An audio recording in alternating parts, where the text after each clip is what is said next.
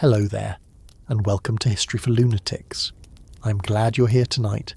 Settle in wherever you are, whether you're lying in bed with the lights low, sitting on a couch with the room quiet around you, or listening from a place where the day has not quite finished yet. Tonight we're going back to the years of the Second World War, but not to begin with the usual images. Not the landing craft, not the generals leaning over maps, not the great speeches delivered into microphones, not the columns of tanks moving through mud, and not the black and white footage that makes the war feel distant and already decided. We're going somewhere smaller first.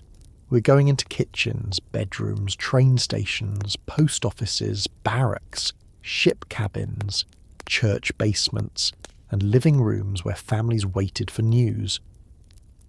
Because for millions of American families during World War II, the war was not only something happening across the ocean. It was something that came into the house through the mailbox, the radio, the newspaper, the telephone, the telegram, and sometimes through silence. That silence is where this story really begins. A son could be alive and well somewhere in England, Italy, France, North Africa, the Pacific, or aboard a ship whose location could not be named, and his mother might not know it for weeks.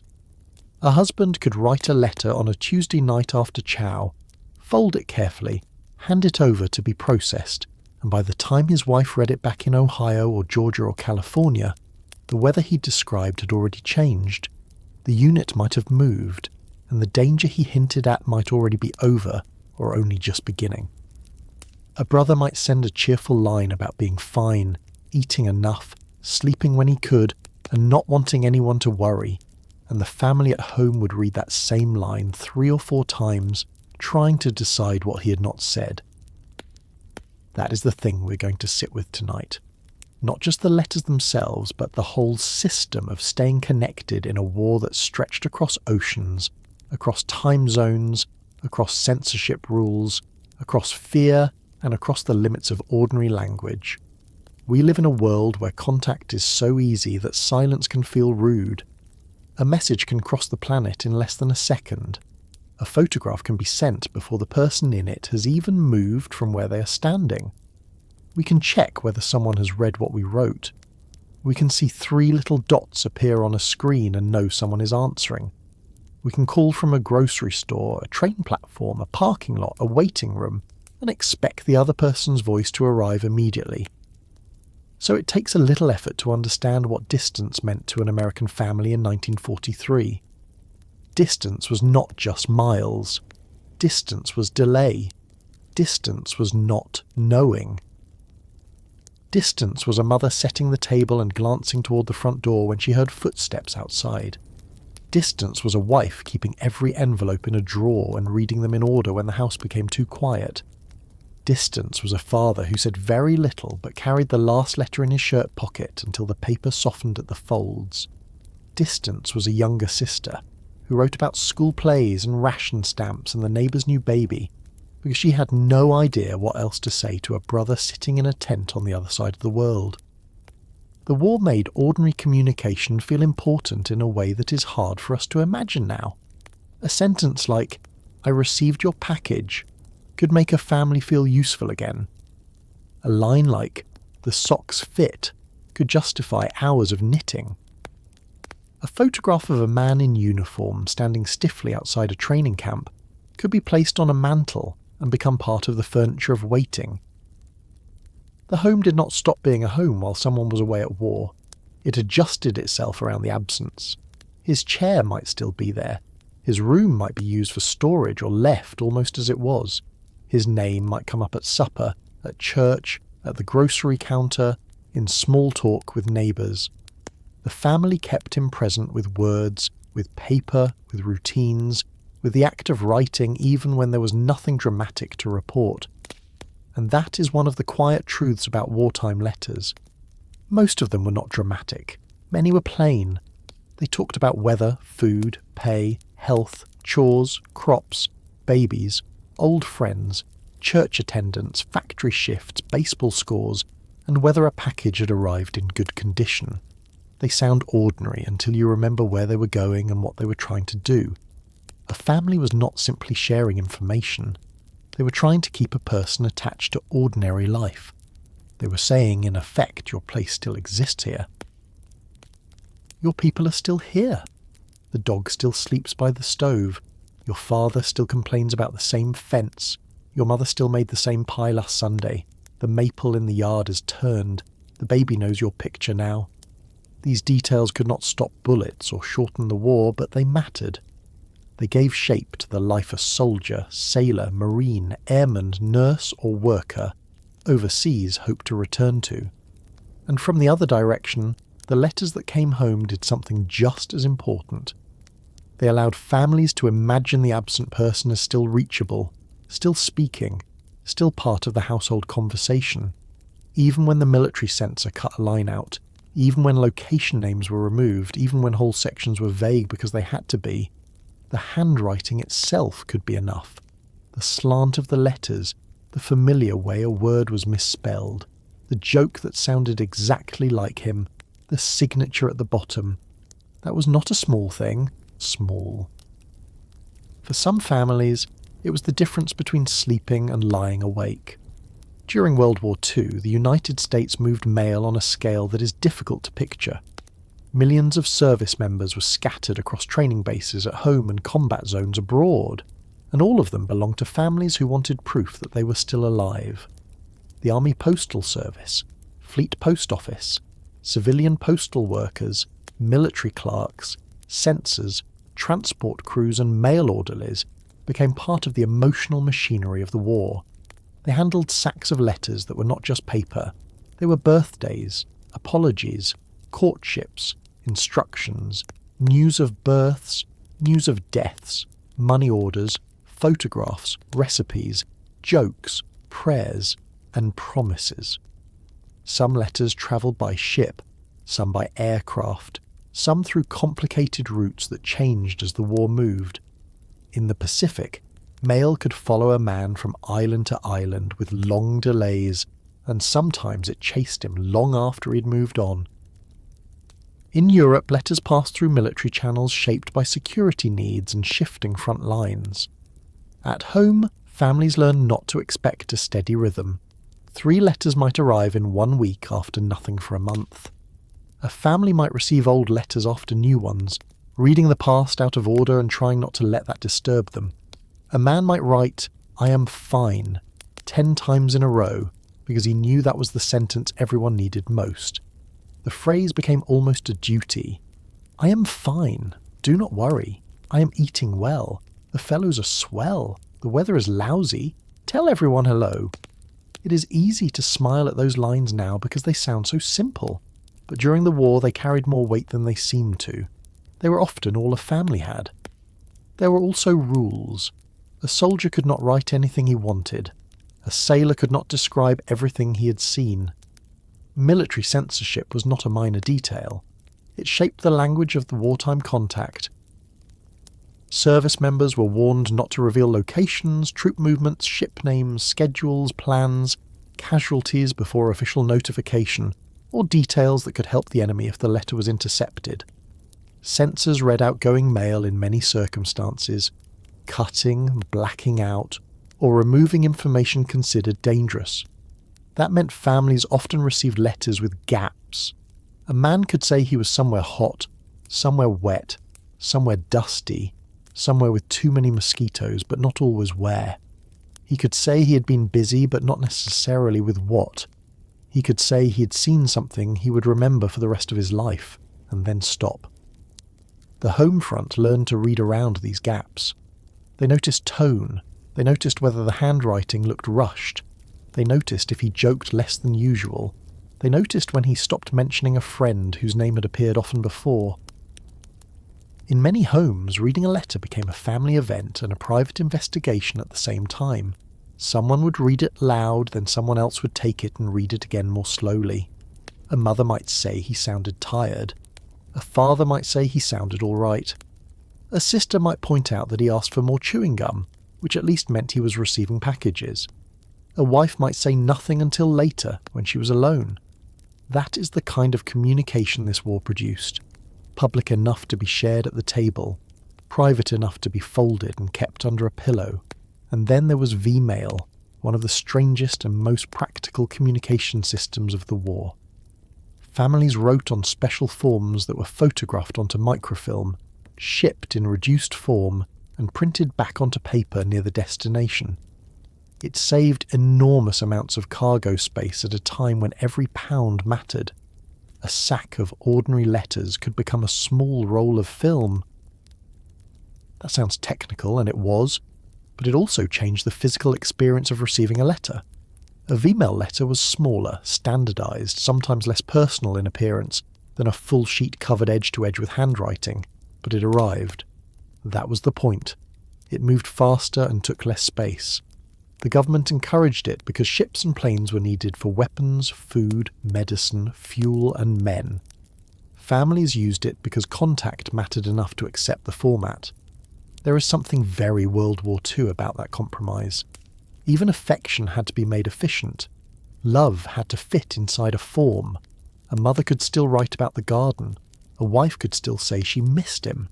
A child could still print a few uneven lines. But the message had to pass through a system designed for a world at war. And yet those small sheets were treasured. People saved them in boxes, tied them with ribbon, tucked them into albums, carried them in pockets. The size did not make them less important. In some ways, it made them more obviously a product of the time, a personal message shaped by national emergency. Packages were another form of contact, although slower, heavier, and more uncertain. Family sent socks, candy, cigarettes, soap, stationery, photographs, fruitcake, cookies that often arrived as crumbs, and small comforts that reminded the recipient of home. There were restrictions, of course. Space was limited. Some items spoiled, some were forbidden, some never arrived at all. But the act of sending mattered even when the contents were modest. A package allowed a family to do something with their hands. Waiting is passive, and wartime families were often forced into waiting. Packing a box gave them a task. They could wrap, label, sew, bake, save, and choose. They could imagine the moment when he opened it. They could imagine him sharing the candy or laughing at the photograph or wearing the scarf. On the receiving end, a package from home could turn a rough day into something bearable. Not because the contents were luxurious, but because they proved someone had been thinking ahead for you. Someone had stood in a kitchen or at a counter and prepared this object to travel toward you. That knowledge had its own value. Photographs worked in a similar way. During World War II, photographs were not endless casual things. Film cost money. Developing took time. A photograph chosen for mailing was a decision. Families sent pictures of babies born after the servicemen left, of children growing taller, of wives in new dresses, of parents standing in front of the house, of cars, pets, gardens, and holiday tables. Service members sent studio portraits from training camps, snapshots with buddies, pictures taken in uniform before shipping out. These images could be displayed, kissed, cried over, shown to neighbours, carried in wallets, and used as proof that the absent person remained connected to the family story. A child might know a father first from a photograph before knowing his voice or face in person. A wife might watch her husband age through pictures that arrived months apart. Parents might study a uniform for clues. Did he look thin? Did he look proud? Did he look scared? Did he look older than when he left? Again and again, the war turned small objects into evidence. A letter was evidence. A package receipt was evidence. A photograph was evidence. A postmark was evidence. These things were handled carefully because they stood between the family and the worst possibilities. Not all messages brought comfort. The telegram was the thing every family feared. Western Union messengers became figures of dread in American neighborhoods because official military casualty notifications often arrived by telegram before later procedures changed and became more formalized. A knock at the door could divide a family's life into before and after. People who lived through those years remembered the sound, the uniform, the envelope, the sudden stillness in the house. Even when a telegram brought news of wounds rather than death, it carried terror. The language could be official, brief and cold because it had to move through a government system.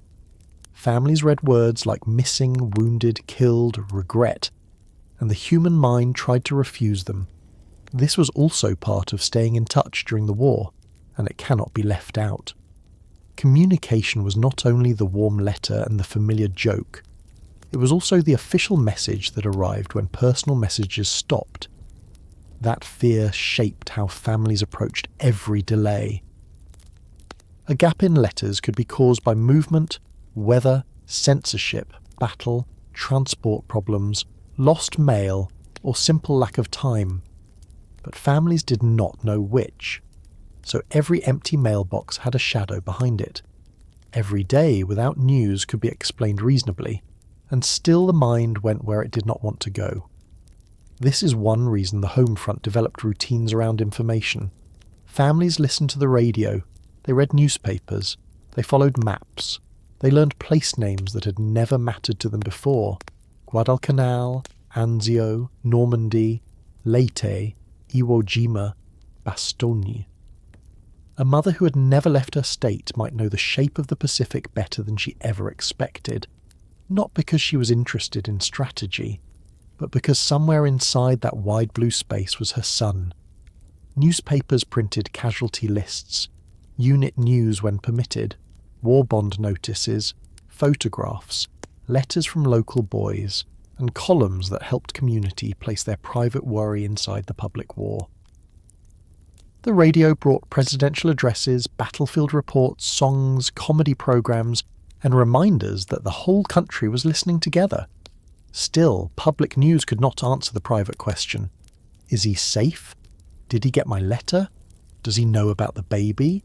Has he changed? Will he come home? That is the question beneath this whole story. How did American families remain families when war pulled them apart and gave them only paper, sound, memory and patience to work with? The answer is not one thing. It was letters written at kitchen tables after dishes were washed. It was servicemen writing on crates, bunks, ship decks, hospital beds and borrowed desks. It was women saving envelopes in dresser drawers. It was parents pretending not to worry so the younger children would not be frightened. It was children adding crooked drawings to letters because someone told them Daddy would like that. It was sweethearts building entire futures through mail that arrived late and out of order. It was neighbours sharing news on porches. It was church groups organising packages. It was Red Cross messages in emergencies. It was the discipline of writing even when the writer was tired and the reader was afraid. It was the belief that ordinary words could hold people together until the war released them, if it released them. I want to ask you something before we step fully into this world. Where are you listening from tonight? And who is the person you would have written to first if you had been alive in 1943? Would it have been a son in uniform, a husband overseas, a brother at sea, a daughter serving as a nurse, a friend from your hometown or someone you loved but had not quite said it to before the train pulled away? It is a simple question, but it changes the way this history feels. Because once you put a name into the empty place, the war stops being only numbers. 16 million Americans served in uniform during World War II, but no family waited for 16 million people. Each family waited for one, or two, or three. One handwriting, one face. One voice remembered from the hallway or the yard. One chair that looked different when it was empty. That is where we're going tonight. Into that kind of waiting. Into the systems that carried words across the world, and the homes that received them. If this kind of storytelling speaks to you, if you like history told through ordinary rooms and ordinary people rather than only through famous names, it would mean a great deal if you gave this video a like and subscribed. You do not have to do it now. Do it when the story settles in a little. Do it when you find yourself thinking about a letter you once kept, or a voice you once waited to hear, or a person who would have made you check the mailbox every morning. And if you want to share where you are listening from, or whether your own family has a wartime letter tucked away somewhere, write it in the comments. Those small family traces are often where history feels most real. Now let the room get quiet for a moment. Picture a modest American house during the war. It might be in a small town in Iowa, a row house in Philadelphia, a farm in Kentucky, an apartment in Brooklyn, a bungalow outside Los Angeles, a clapboard house in Maine, or a rented room near a defense plant where the night shift has just ended. On the table there is a newspaper folded to the war news. Near the stove there is a ration book. On the wall there may be a service flag in the window, one blue star for a family member serving, sometimes more. In a drawer there are envelopes already softened from being handled. Somewhere in that house someone has just looked toward the mailbox for the second time that day, even though they know the postman has already come. The family is not expecting a long explanation. They are not expecting the truth in full. They are hoping for a few lines. They are hoping for a date, a signature, a joke, anything that proves the person they love was alive when the letter was written. And that detail matters because every wartime letter belonged to the past by the time it arrived. The hand that wrote it had already moved on, the ship had sailed, the camp had changed, the unit had advanced, the weather had turned, the danger had shifted. Families learned to live with that strange delay, holding yesterday's proof in their hands and using it to get through today. So before we talk about V-mail, before we talk about packages and photographs and telegrams and radio maps marked with pins, we need to begin with the ordinary letter, the one written by hand, folded into an envelope, carried through a military postal system larger than any family could understand, and opened at home with a care that made even plain words feel heavy. Because in World War II, a letter was never only a letter. It was the sound of someone still trying to reach you. The first thing to understand about a wartime letter is that it did not belong to the moment in which it was read. It was always late. Even when it arrived quickly, even when the postmark was only a few days old, it had already become a message from a version of the writer who no longer existed in exactly the same place. The man who wrote it might have been at a training camp in Texas when he described the heat and the dust, but by the time his mother opened the envelope in Michigan, he might already be on a troop train heading east. A sailor might write from a port in California and say almost nothing about where he expected to go next, and by the time his wife received the letter, he could be somewhere in the Pacific, beyond any address she could imagine. A young army nurse might write to her parents from a hospital unit in England and mention rain, long shifts, and the strange comfort of hearing American voices in a foreign country. But by the time that letter reached Indiana, the ward she described might already be full of men from a battle that had not yet appeared in the local newspaper. That delay shaped everything. It shaped the way letters were written, the way they were read, the way families waited for them, and the way people tried to draw comfort from words that were already weeks behind real life. In our own time, we are used to contact that confirms the present. We ask someone where they are and they answer from that place. We ask whether they are safe, and if they reply, we believe we know. During World War II, most American families did not have that kind of certainty. A letter was proof, yes, but proof of a past hour. It told you that the person you loved had been alive when he sat down to write. It did not guarantee what happened afterward. This is why the date at the top of the page mattered so much. Families looked at it before they looked at almost anything else. They noticed whether the letter had been written before or after some battle mentioned on the radio. They compared the date to the postmark. They counted the days. A letter written on March 3rd and received on March 28th did not feel the same as one written on March 20th and received on March 28th. The words might be identical, but the distance between the writing and the reading changed the weight of every sentence. Many letters began with the same plain reassurance, because everyone knew what needed to be said first. I am fine. I am well. Do not worry about me. I hope this finds you all well at home. Those lines may look routine on paper now, but during the war they were not filler. They were the main message. A son could fill the rest of the page with weather, food, complaints about officers, jokes about mud, requests for socks, and questions about the family dog. but the first sentence did the work the family most needed. I am fine. That was the sentence a mother might read aloud to everyone else before reading the rest.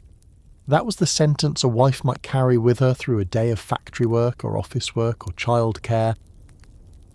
That was the sentence a father might pretend to accept without emotion, even while asking to see the letter again after supper.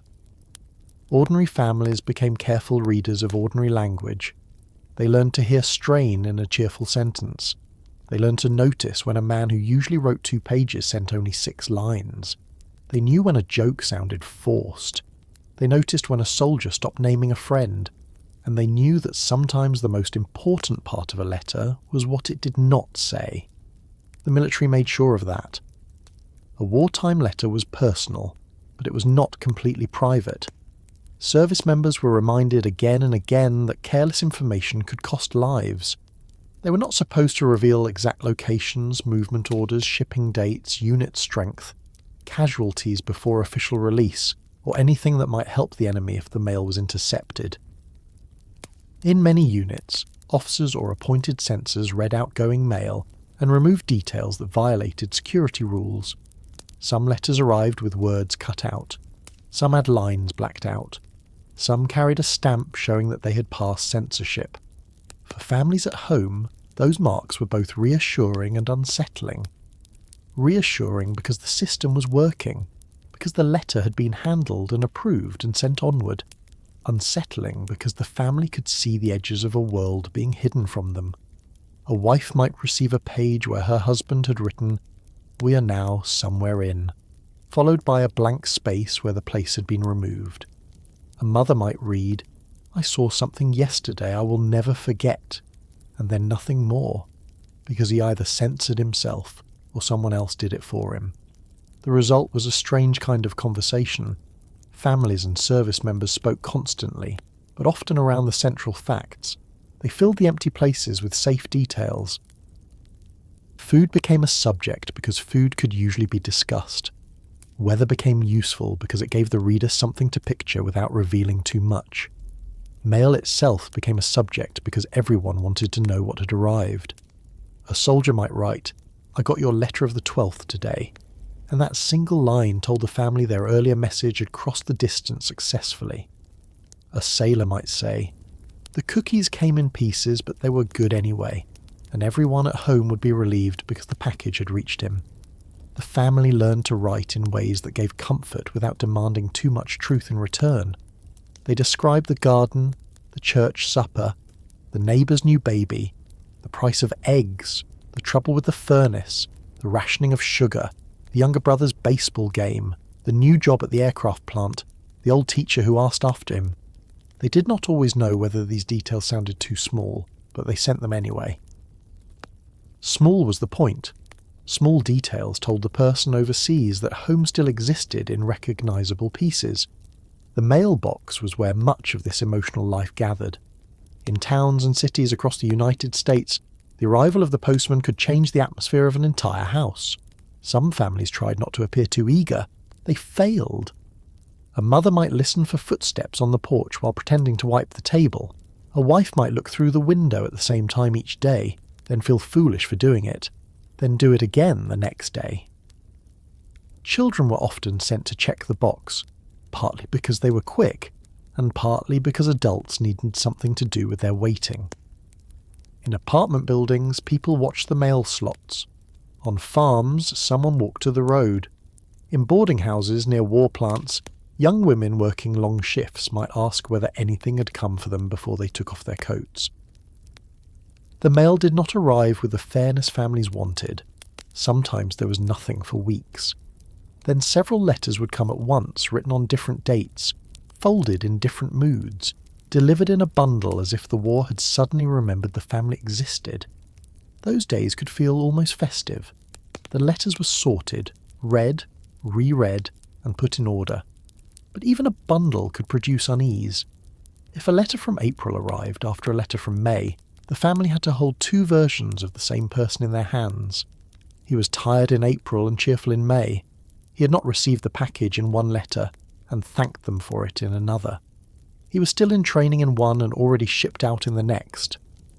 Time did not move cleanly through wartime mail. It arrived folded, delayed, mixed, and stamped. The post office and the military postal services carried an impossible burden, and families rarely saw the machinery behind it. To them, a letter either came or it did not. Behind that simple fact was a vast system. Mail from home to service members moved through Army Post Office and Fleet Post Office addresses that hid locations while directing the mail toward units and ships. Families did not write a normal street address once a man went overseas. They wrote his name, rank, serial number when needed, unit, APO or FPO number, and the postmaster's city, often New York or San Francisco, depending on the theatre. That address was both specific and vague. It could find him, or try to, while telling the family almost nothing about where he really was. Mail travelled by rail, truck, ship, and plane. It sat in sacks. It was sorted by clerks working under pressure. It waited for convoy space. It was held when units moved. It was redirected when a man was transferred. It was returned when addresses were wrong or when events had outrun the system. In combat zones, mail could pile up until transport became possible. A bag of letters might wait on a dock, in a depot, on a ship, or at a base while the men it was meant for moved closer to the front. Sometimes mail reached a unit after a battle and became part of the recovery from it. Men who had been living for days under shellfire might suddenly receive letters written weeks earlier about ordinary life at home. That contrast could be comforting, but it could also be difficult. A man might read about his family's Sunday dinner while sitting beside a road in France, exhausted and dirty, with the sound of guns still in the distance. He might fold the letter carefully because it hurt and helped at the same time. On the service side, mail call was one of the most important rituals of military life. Men who acted tough, who had learned to complain casually about everything from food to officers to weather, still watched for the mail orderly. The distribution of letters could change a barracks, a tent, or a ship compartment instantly. A name called out meant someone back home had remembered you, and the proof was now in your hand. No name meant you waited until tomorrow. Men tried not to show disappointment. Again, they failed. Some received letters every week from mothers, wives, sweethearts, sisters, church groups, co-workers, or neighbours. Others received very little. That difference mattered. Commanders understood that mail affected morale. The government understood it too. Writing was encouraged as a patriotic habit, not only because it comforted families, but because it strengthened the men and women serving. Posters, magazine articles, radio reminders, and military instructions all pushed the same idea. Write often, write cheerfully, keep the connection alive. Service members were even allowed to send some mail free of postage by writing free where a stamp would normally go. A small policy that recognised how essential correspondence had become. It did not make writing easy. It simply removed one obstacle. The harder obstacles were fatigue, danger, censorship, and not knowing what to say. Think of a soldier after a day of training in Georgia or Louisiana, sitting on a bunk with a pencil and paper surrounded by noise, trying to write something that would not worry his parents. He might be 18 or 19, away from home for the first time, learning how to march, shoot, pack, obey, wait, and become part of a machine much larger than himself. He wants to sound grown. He also wants to ask for cookies. He wants to say he is lonely but does not want his mother to imagine him lonely. He wants to describe the men around him but cannot decide where to begin. So he writes about the heat, the food, the marches, the mosquitoes, the movie they saw on base, the money he will send home, the fact that his feet are sore but he is getting used to it. He signs off with love, folds the paper, and sends a version of himself home. Now think of his mother reading it. She sees the plain words, but she also sees the boy who used to leave muddy shoes by the door. She hears his voice in sentences he probably wrote quickly. She notices that he says he's getting used to it, and she wonders what that means. A wife reads differently. She may be young, perhaps married only weeks before he left, perhaps raising a child alone, perhaps living with her parents or his. Her letters to him have to carry affection, domestic news, reassurance, and sometimes frustration, carefully softened so it will not burden him. She might want to say the baby is sick, the rent is hard, the loneliness is worse at night, or she is angry that the war has made their marriage a set of envelopes. But she also knows he may be reading her words in a crowded place, under stress she cannot understand. So she chooses what to include. Many wartime marriages were conducted on paper for months or years. Couples argued by mail, made up by mail, planned futures by mail, worried over delays by mail, and sometimes became strangers and tried to prevent it by writing more. A letter could contain tenderness that would have been hard to say face to face. It could also contain misunderstandings that took weeks to correct. One sentence written in a tired mood might trouble the reader for a month. A delayed answer could look like neglect when it was only transport failure. Love had to survive not only distance, but bad timing. Parents had their own careful language. Fathers in wartime letters often tried to be steady. Some were affectionate, some formal, some awkward in the way men of that generation could be when writing to sons. They gave news of crops, jobs, repairs, money, politics, and local events. They told sons to keep their chin up, obey orders, watch themselves, trust in God, write when they could. A father might not write, "I am afraid for you." He might write, "Your mother watches the mail pretty close." That sentence said enough. Mothers often wrote with more detail, filling pages with the life of the household. They could be practical and emotional in the same paragraph. They might tell a son that his brother had taken over a chore, that his room was being kept clean, that everyone at church asked about him, that she enclosed a clipping, that she hoped he was wearing the sweater, that she prayed every night, that he should not worry. The phrase, "do not worry about us," appears again and again in wartime family letters from both sides. Everyone was telling everyone else not to worry. Everyone was worrying anyway. Children's letters had a different power. A little girl might write in pencil, large and uneven, that she missed Daddy and had lost a tooth. A boy might write about school, a dog, a toy, a baseball game, or how he was helping around the house. Adults often enclosed these notes because they knew they could reach places grown-up language could not. A serviceman might carry a child's drawing until it tore at the edges. He might show it to other men. He might answer with a few simple lines and a promise to bring something home, even if he had no idea when home would be. For children, letters could make an absent parent real and unreal at the same time. The parent existed as handwriting, photographs, gifts, and stories told by adults.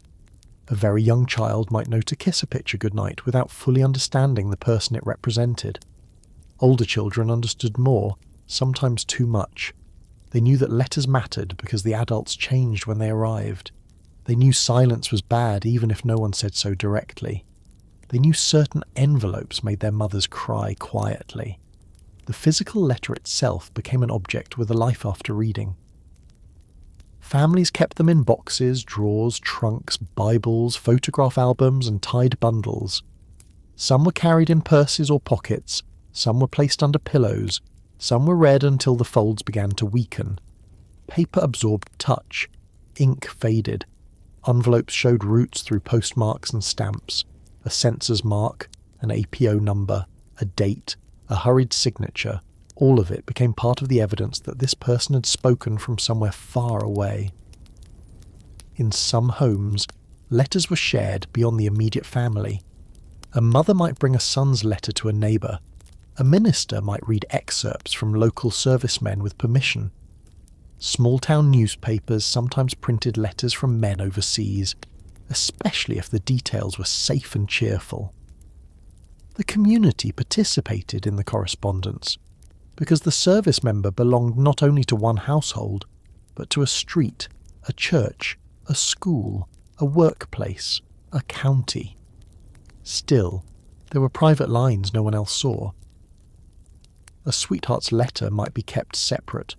A mother might omit a frightening sentence when reading aloud. A soldier might write one kind of letter to his parents and another to his wife. People have always had different voices for different loves, and war made those voices more necessary. There were also letters that did not arrive in time. This is the hard part of the story, but it belongs here. Sometimes a family received a cheerful letter after official bad news had already come. A man could write that he was well and then be killed before the letter reached home. The delay that usually allowed hope could become cruel. A mother might hold proof of life in her hand while already knowing he was gone. A wife might receive, "I'll write again soon," after learning there would be no next letter. These moments happened because the mail moved according to the speed of transport and sorting, while war moved according to its own violence. Families had to live with those contradictions. Some kept the last letter as a sacred object. Others could not bear to look at it. Some read it every year. Some put it away and never opened it again. The same ordinary sentences that once gave comfort could become unbearable. "I am fine. Do not worry. I will be home before you know it." Words can change meaning after news arrives. That was another risk families took when they opened the mailbox. But most days did not bring tragedy. Most days brought either nothing or a few lines that helped people continue. That is important to remember. The history of wartime communication is not only a history of grief, it is also a history of repetition, patience, discipline, and small relief.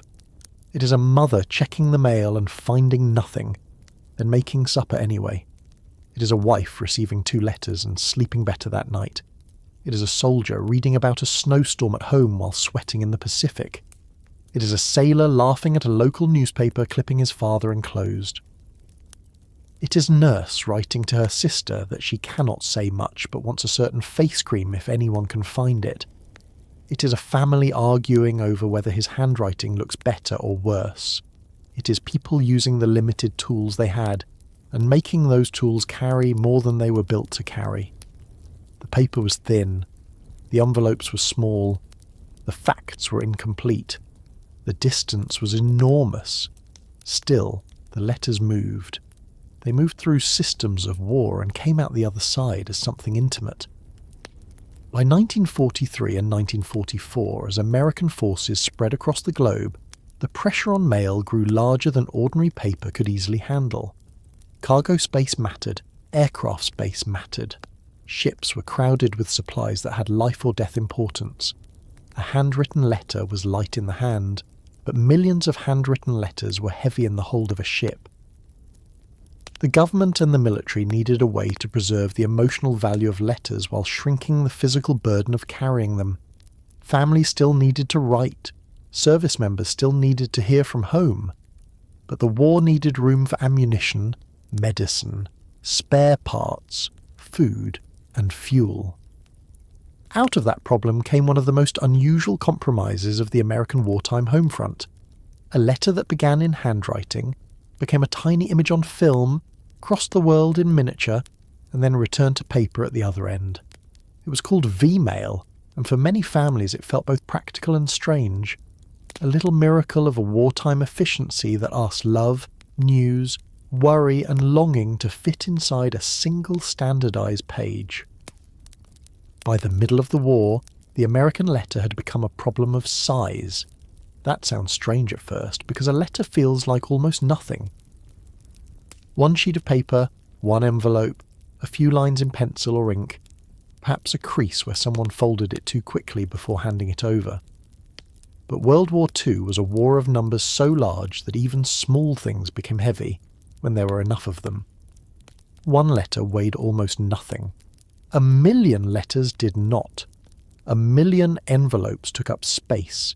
1,000,000 pieces of paper had to be sorted, bagged, stored, loaded, unloaded, carried across oceans, moved through ports, sent onward to bases, hospitals, ships, camps and frontline units. Every sack of mail competed with cargo that could keep men alive, ammunition, medicine, spare parts, fuel, boots, blankets, food, replacement equipment. and yet no commander who understood morale could simply say that letters did not matter. They mattered too much. A soldier who had not heard from home could become distracted in ways no training manual could fully measure. A sailor who received 3 letters after a month of silence might walk differently for the rest of the day.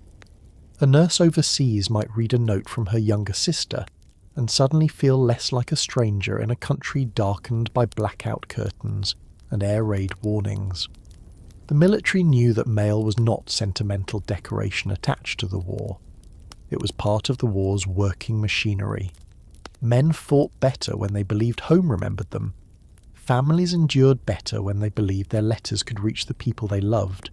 So the question was not whether mail should continue. The question was how to move more of it without using more space than the war could spare. This is where V-mail entered the ordinary life of American families. The V stood for victory, the same word people saw on posters, in newspaper headlines, in patriotic slogans, and in the raised 2-finger sign that had become familiar across the Allied world. But V-mail was not just a slogan. It was a system, and like many wartime systems, it was both practical and a little odd. The idea had already been tested by the British in a similar form called airgraph. The American version took the basic problem of long-distance letters and solved it with photography. A person at home did not write on ordinary stationery. They wrote on a special V-mail form, a single sheet designed with marked spaces for the address, the return address, and the message. The writer filled the space by hand, usually trying to make every line count because there was not much room. The form was then processed, censored when necessary, photographed onto microfilm and transported in miniature. At the receiving end, the tiny photographed image was printed back onto paper and delivered as a small copy of the original letter.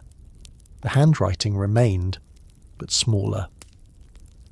The familiar slant of a husband's words, the careful loops of a mother's script, the blocky printing of a child, all of it survived in reduced form. A full-sized page had become an image. A sack of letters had become a roll of film. The war had taken something intimate and made it efficient. It is easy to describe the process and miss how strange it must have felt. Imagine sitting at your kitchen table in 1943 with a V-mail form in front of you. You're used to paper that belongs to you, paper you can fill as you wish. You might normally write in the margins, add a second sheet, tuck in a photograph, press a flower, enclose a newspaper clipping, or let the letter grow longer because once you begin writing you realise you have more to say. V-mail did not encourage that. V-mail had a box. Your words had to fit inside it. There was a space for the message, and when that space ended, the letter ended. You could not ramble for 6 pages about the garden, the baby, the neighbour's son, the church supper, the weather, the ration board, and how much you missed him unless you wrote very small and accepted that he might need to hold the printed copy close to his face to read it. The form itself reminded you that this was not ordinary correspondence. It looked official. It was personal, but it had been designed by a government that needed your love to travel in a standardised size. People adjusted. They learned the new habits because everyone understood the reason.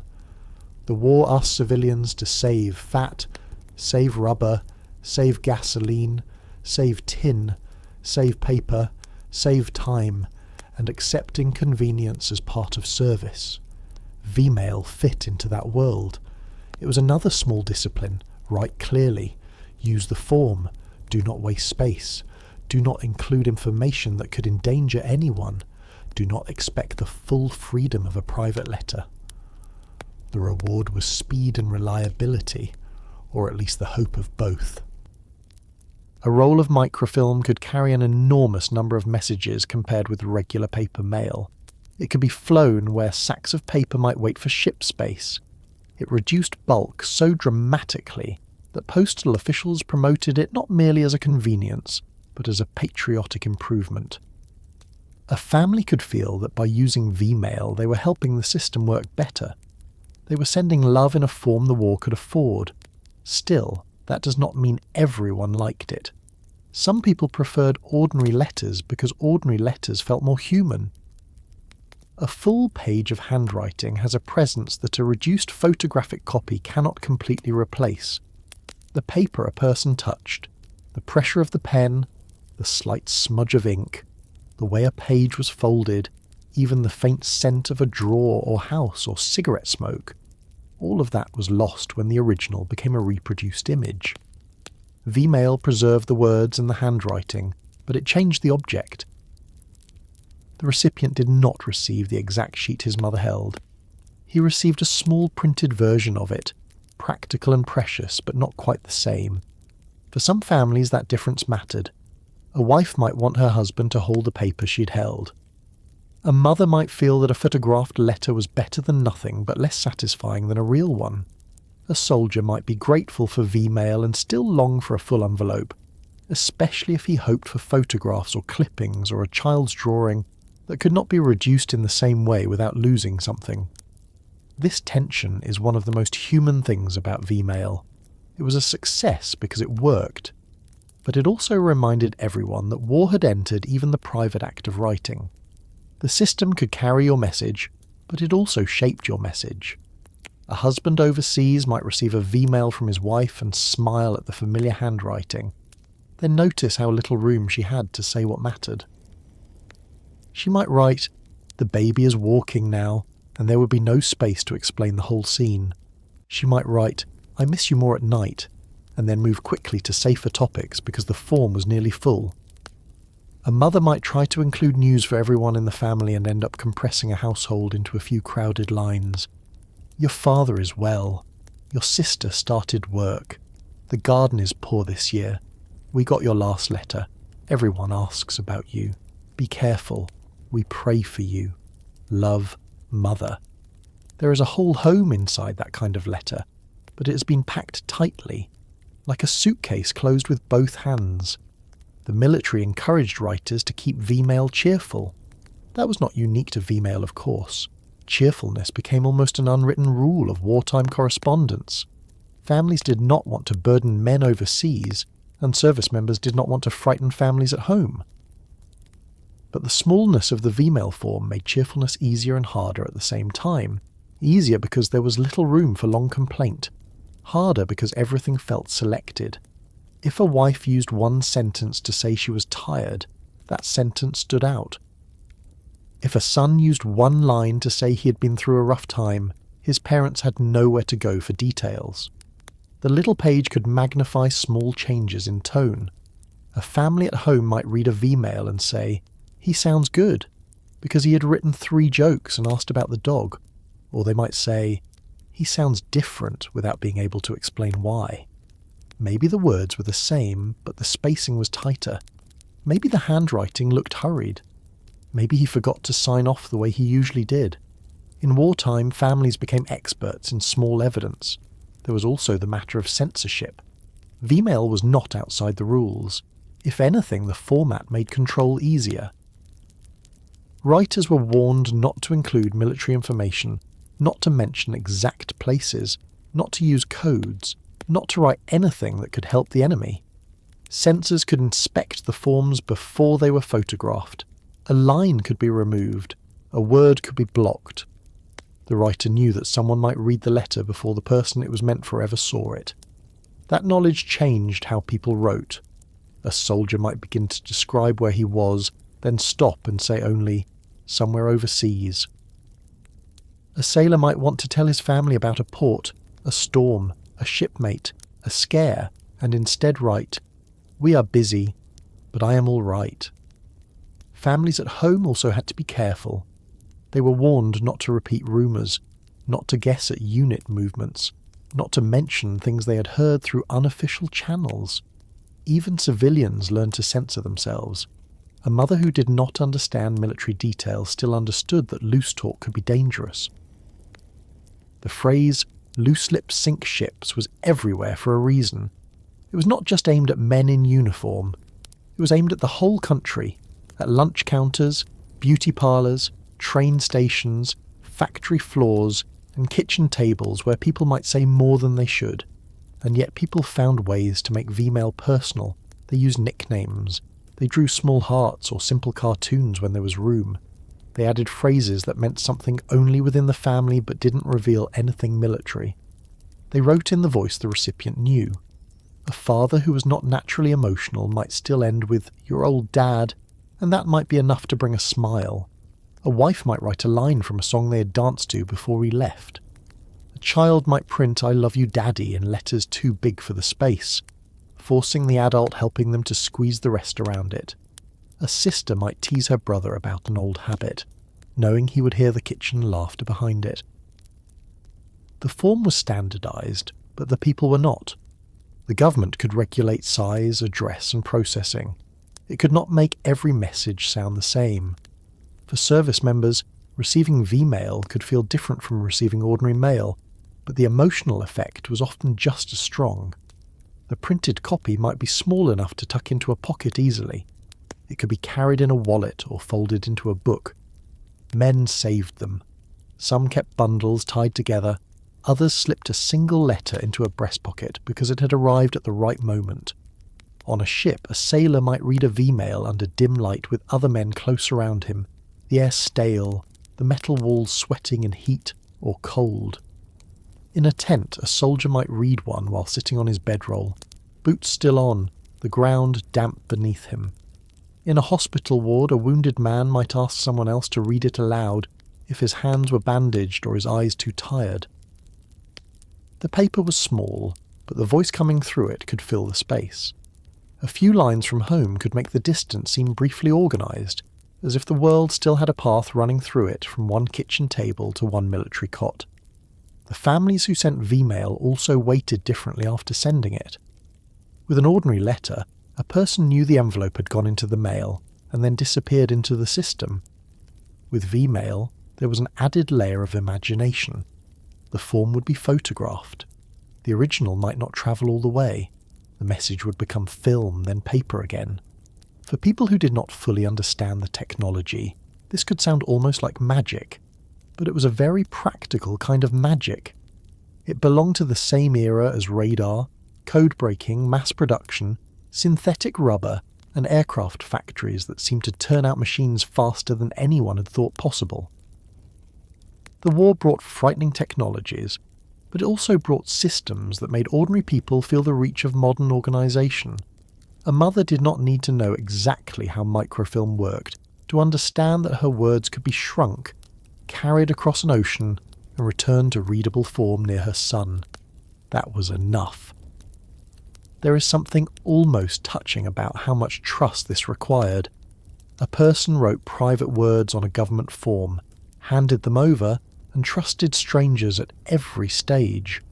Postal clerks, military censors, photographers, film processors, transport crews, mail handlers, orderlies. The message passed through many hands, most of them unknown and unseen. The family had to trust that the system would not lose it. The service member had to trust that the small printed copy was faithful to what had been written.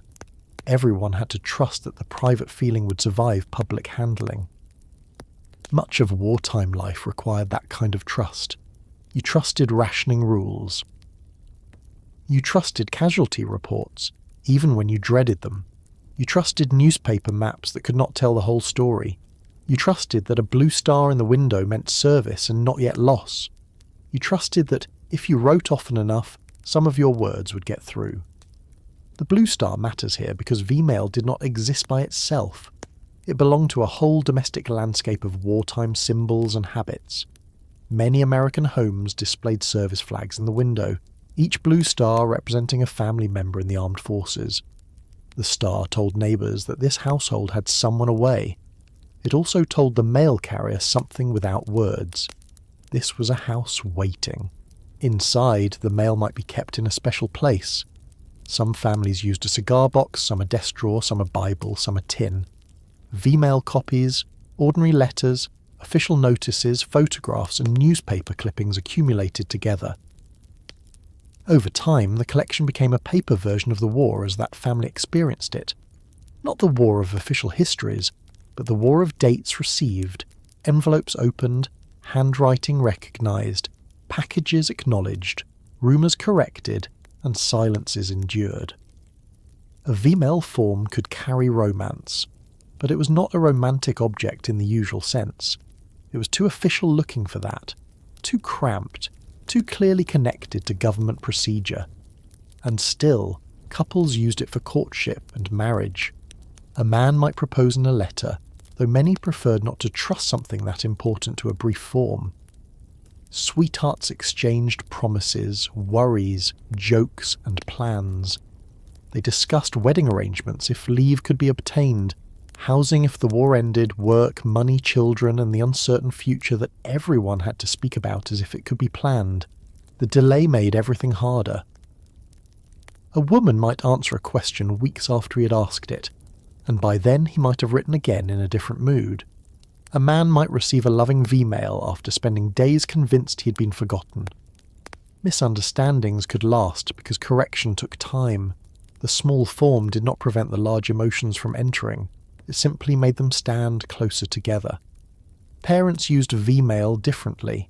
Their letters often had a rhythm of reassurance and instruction. They wanted to tell the truth, but not too much of it. A family might be struggling with rationing, overwork, illness, money, or loneliness, but they did not want the man overseas to feel helpless. So they softened the edges. They wrote that everything was fine, that they were managing, that he should take care of himself, that everyone was proud. Pride became another kind of rationed language. It had to be said, but not so heavily that it made the distance worse. A mother might write, "We're all proud of you," and then immediately add, "Your socks are on the way," because practical care was easier to handle than open emotion. That shift from pride to socks tells you a great deal about wartime families. They loved through tasks. They worried through tasks. They kept panic under control by doing the next useful thing. For younger writers, V-mail could be a lesson in what the war required from children. A child old enough to write might be told to use neat letters because the message would be photographed and reduced. That is a small detail, but it brings the war into focus at a child's level. Write clearly so daddy can read it overseas. Do not waste space. Tell him something nice. Do not say anything that will make him sad. Children learned that their words had jobs. They might not fully understand why their father could not come home, why their mother watched the mail, why certain radio announcements changed the room, but they understood that a letter mattered. A child's uneven sentence could become the most treasured part of a serviceman's day. In some cases, these letters became the first real bond between a parent and a child too young to remember him. The child wrote because adults guided the hand, and the father answered because that was how fatherhood continued across the distance. Not in bedtime routines or walks or discipline or play, but in small printed messages that travelled through a war. No system solved the pain of waiting. V-mail helped move words faster and more efficiently, but it could not make the words current. Even a quick V-mail arrived from the past. Even a small delay could feel long if the news was needed badly. There were still gaps. There were still lost messages. There were still families who checked the mailbox and found nothing. There were still service members who listened at mail call and did not hear their names. Technology reduced distance, but it did not remove uncertainty. That is important because wartime inventions often look cleaner in retrospect than they felt at the time. V-mail was clever. It saved space. It helped carry hundreds of millions of messages. It became one of the memorable communication systems of the American war effort. But to the family using it, the question remained simple. Did he get my letter, and will one come back? When one did come back, the house responded. Maybe it arrived with the afternoon mail while the mother was kneading dough or sorting ration coupons.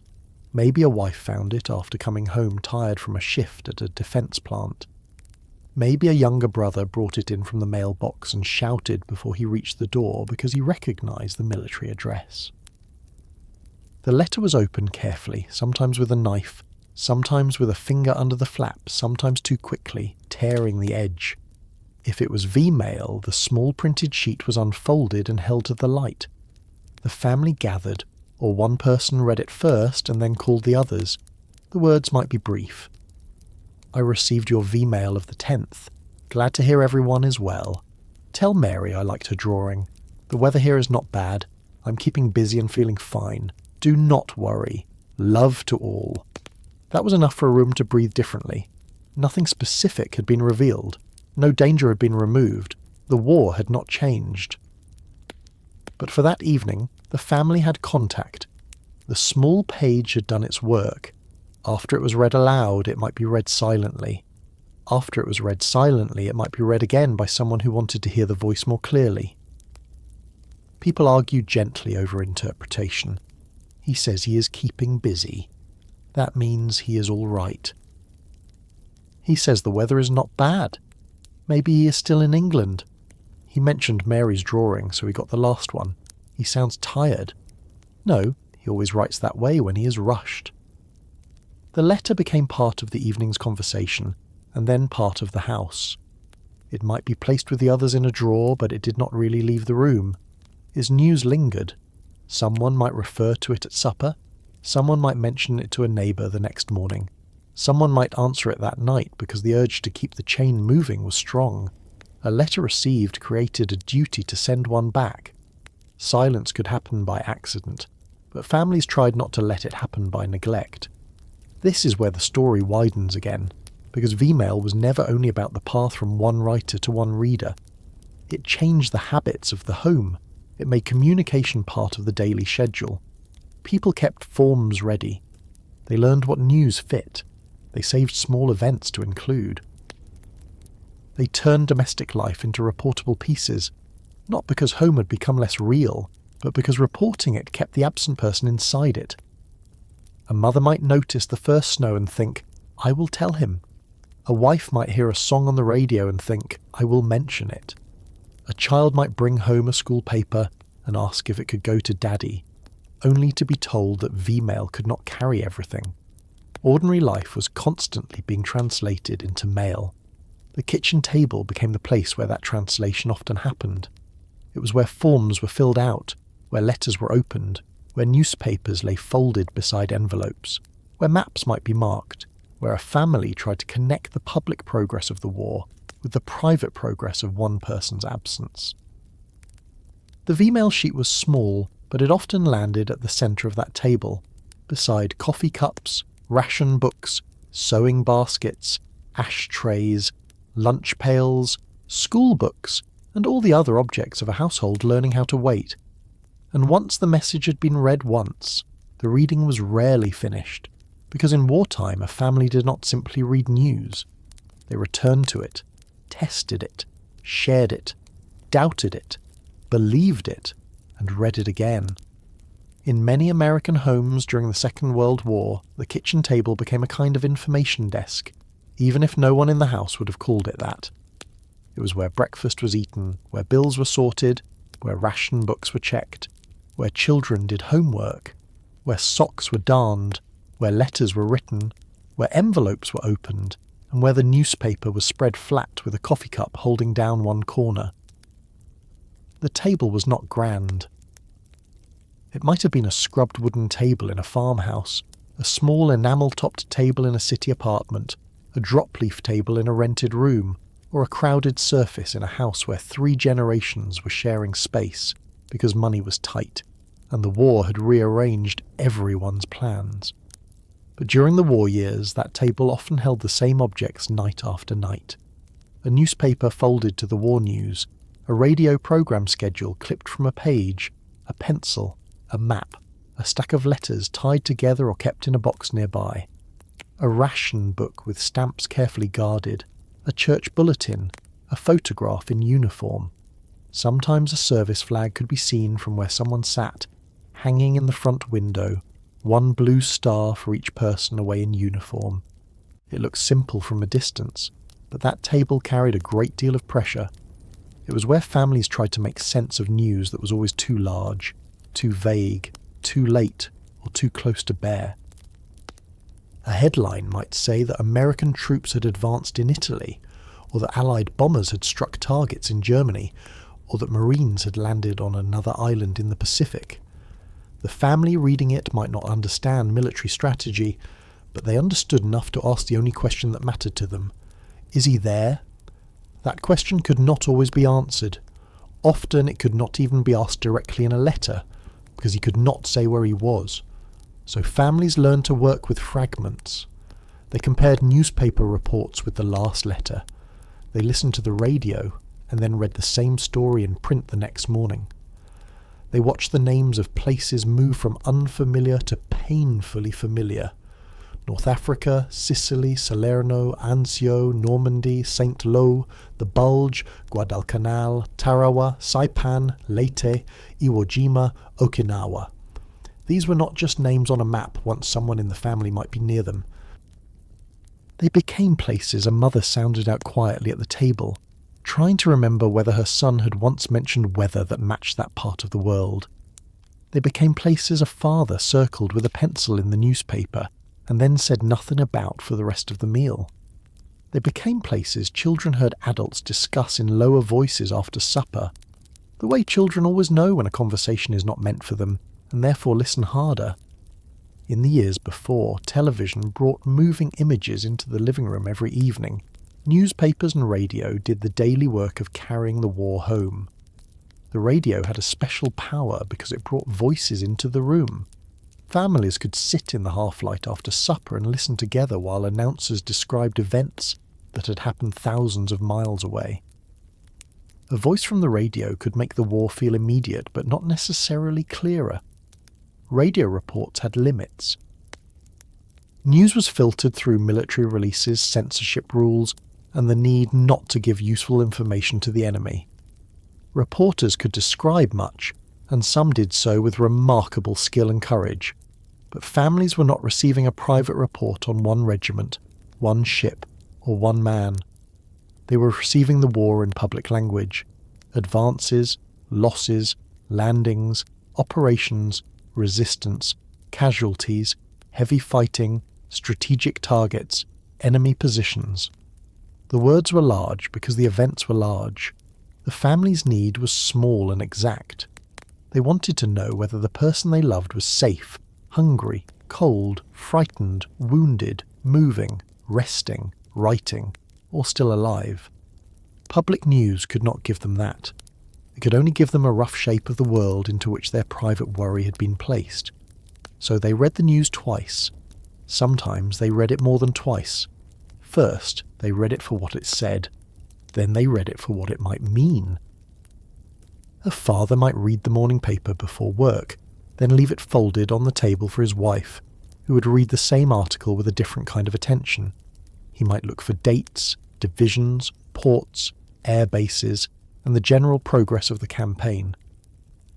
She might look for any clue that connected with the last letter, a mention of rain, heat, mountains, mud, ships, hospitals, supply depots, or a city name that sounded like something he once almost wrote before stopping himself.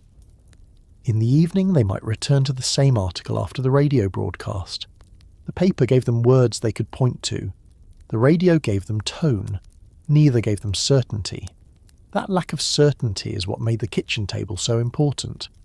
It was the place where uncertainty was handled in company, where one person could say, "This may not be his outfit," and another could answer, "No, but it might be close." And someone else could say, "He said not to worry," as if that settled anything. Families built routines because routines gave the mind something to hold. The newspaper came in the morning. The radio news came at a certain hour. Letters were answered after supper or on Sundays. Maps were checked when a new place name appeared. Packages were planned when shipping rules allowed. Church prayer lists were updated. The service flag stayed in the window.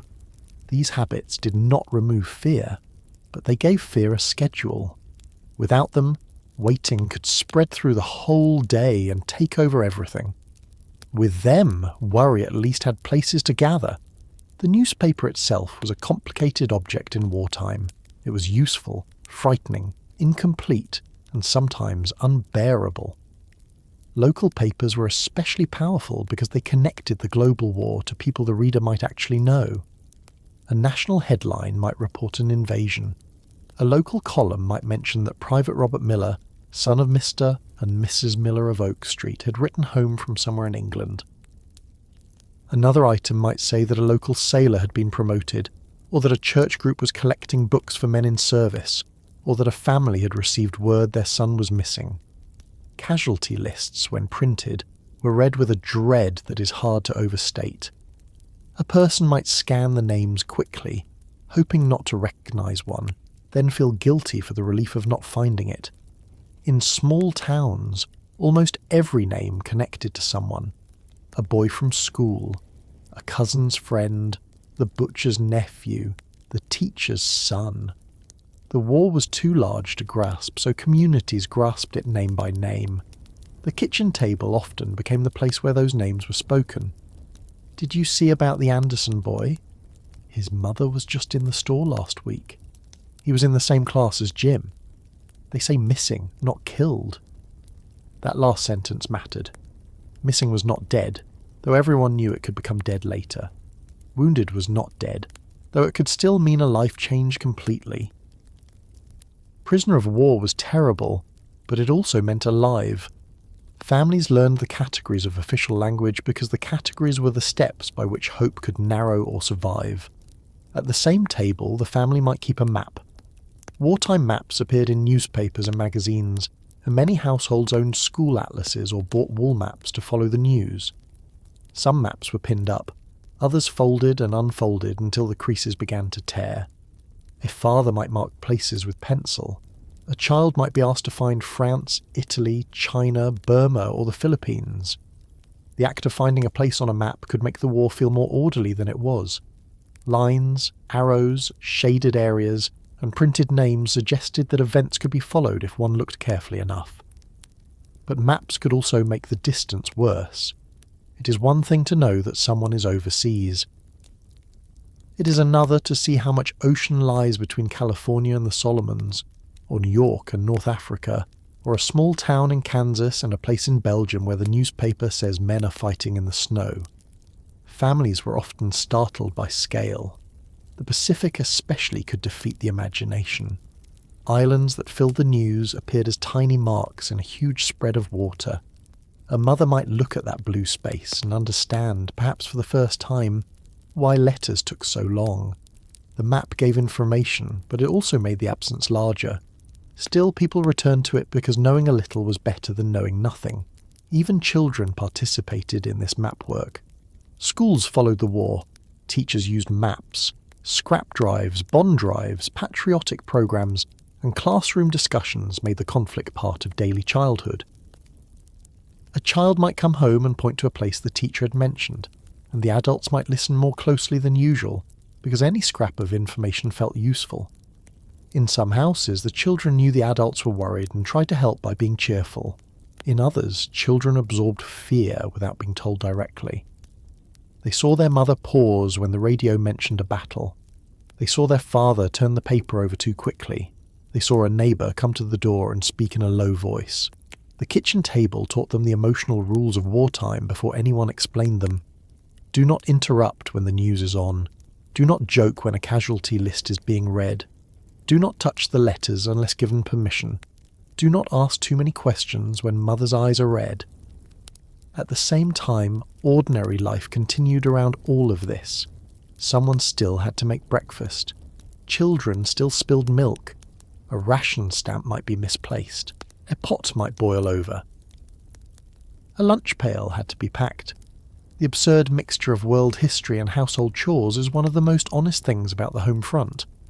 A woman might listen to news of fighting in Europe while stretching meat with breadcrumbs, because rationing had changed supper. A father might read about a naval battle while trying to fix a broken chair. A child might practice spelling words beside a newspaper photograph of soldiers moving through ruins.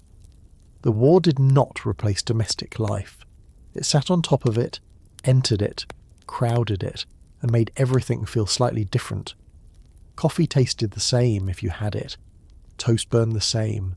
The floor still needed sweeping, but the room was not the same room once a son's letter sat unopened on the table, or once the paper carried news from a place he might be. The family's reading habits changed because of censorship and propaganda as well as fear. Americans were not living in a country where every detail of military action appeared instantly in the press. The government used censorship to protect operational security, and news organisations often cooperated with voluntary guidelines. Reports could be delayed, softened or limited. Photographs were selected. Locations were sometimes vague. At the same time, the government wanted civilians informed enough to remain committed to the war effort. Agencies such as the Office of War Information helped shape messages about sacrifice, unity, production and morale. Families did not need to know the name of every agency to feel the result. They lived in a world of posters, newsreels, radio appeals, bond campaigns, official statements, and newspaper coverage that told them the war required patience and discipline. Most people accepted that. They understood in general terms why some information could not be published. They had heard the warnings about careless talk. They knew that troop movements, ship sailings, and military details were dangerous subjects. But acceptance did not make ignorance easy. The same mother who agreed that secrets must be kept might still ache with frustration, because secrecy kept her from knowing where her son was. The same wife who understood censorship might still stare at a blacked-out line and feel angry at the blank space. Patriotism and private fear lived side by side at the kitchen table. They did not cancel each other. They ate together, in a sense, every day. One of the most common scenes in wartime homes was the rereading of a letter after reading the news. A family might receive a letter on Monday, then hear on Wednesday that heavy fighting had taken place in a certain region. The letter would come out again. It would be examined for clues. Did he mention cold weather? Did he mention mud? Did he say he expected to move? Did the APO number mean anything? Had anyone in town heard from a man in the same unit? Families became careful with envelopes because addresses could be compared. Sometimes people knew other families with sons in similar branches of service, and information moved through those networks. A neighbour might say, "Our Frank wrote from England last month, and his address looked like this." Someone else might say, "My cousin's boy has the same APO." These comparisons were rarely reliable in the way military intelligence would be reliable, but they mattered because they made people feel less helpless. The kitchen table was where such comparisons were made, often with several envelopes laid out together, the way someone else might compare receipts or recipes. The family was trying to build a picture from pieces that were never meant to form a complete picture. Sometimes the act comforted them, sometimes it made them more afraid. But doing nothing was worse.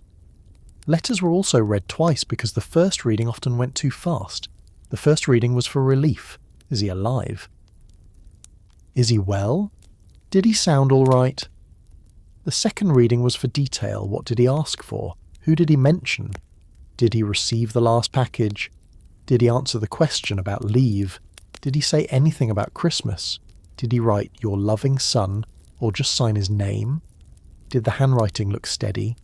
A mother might hear the first reading aloud and then take the letter later to read alone.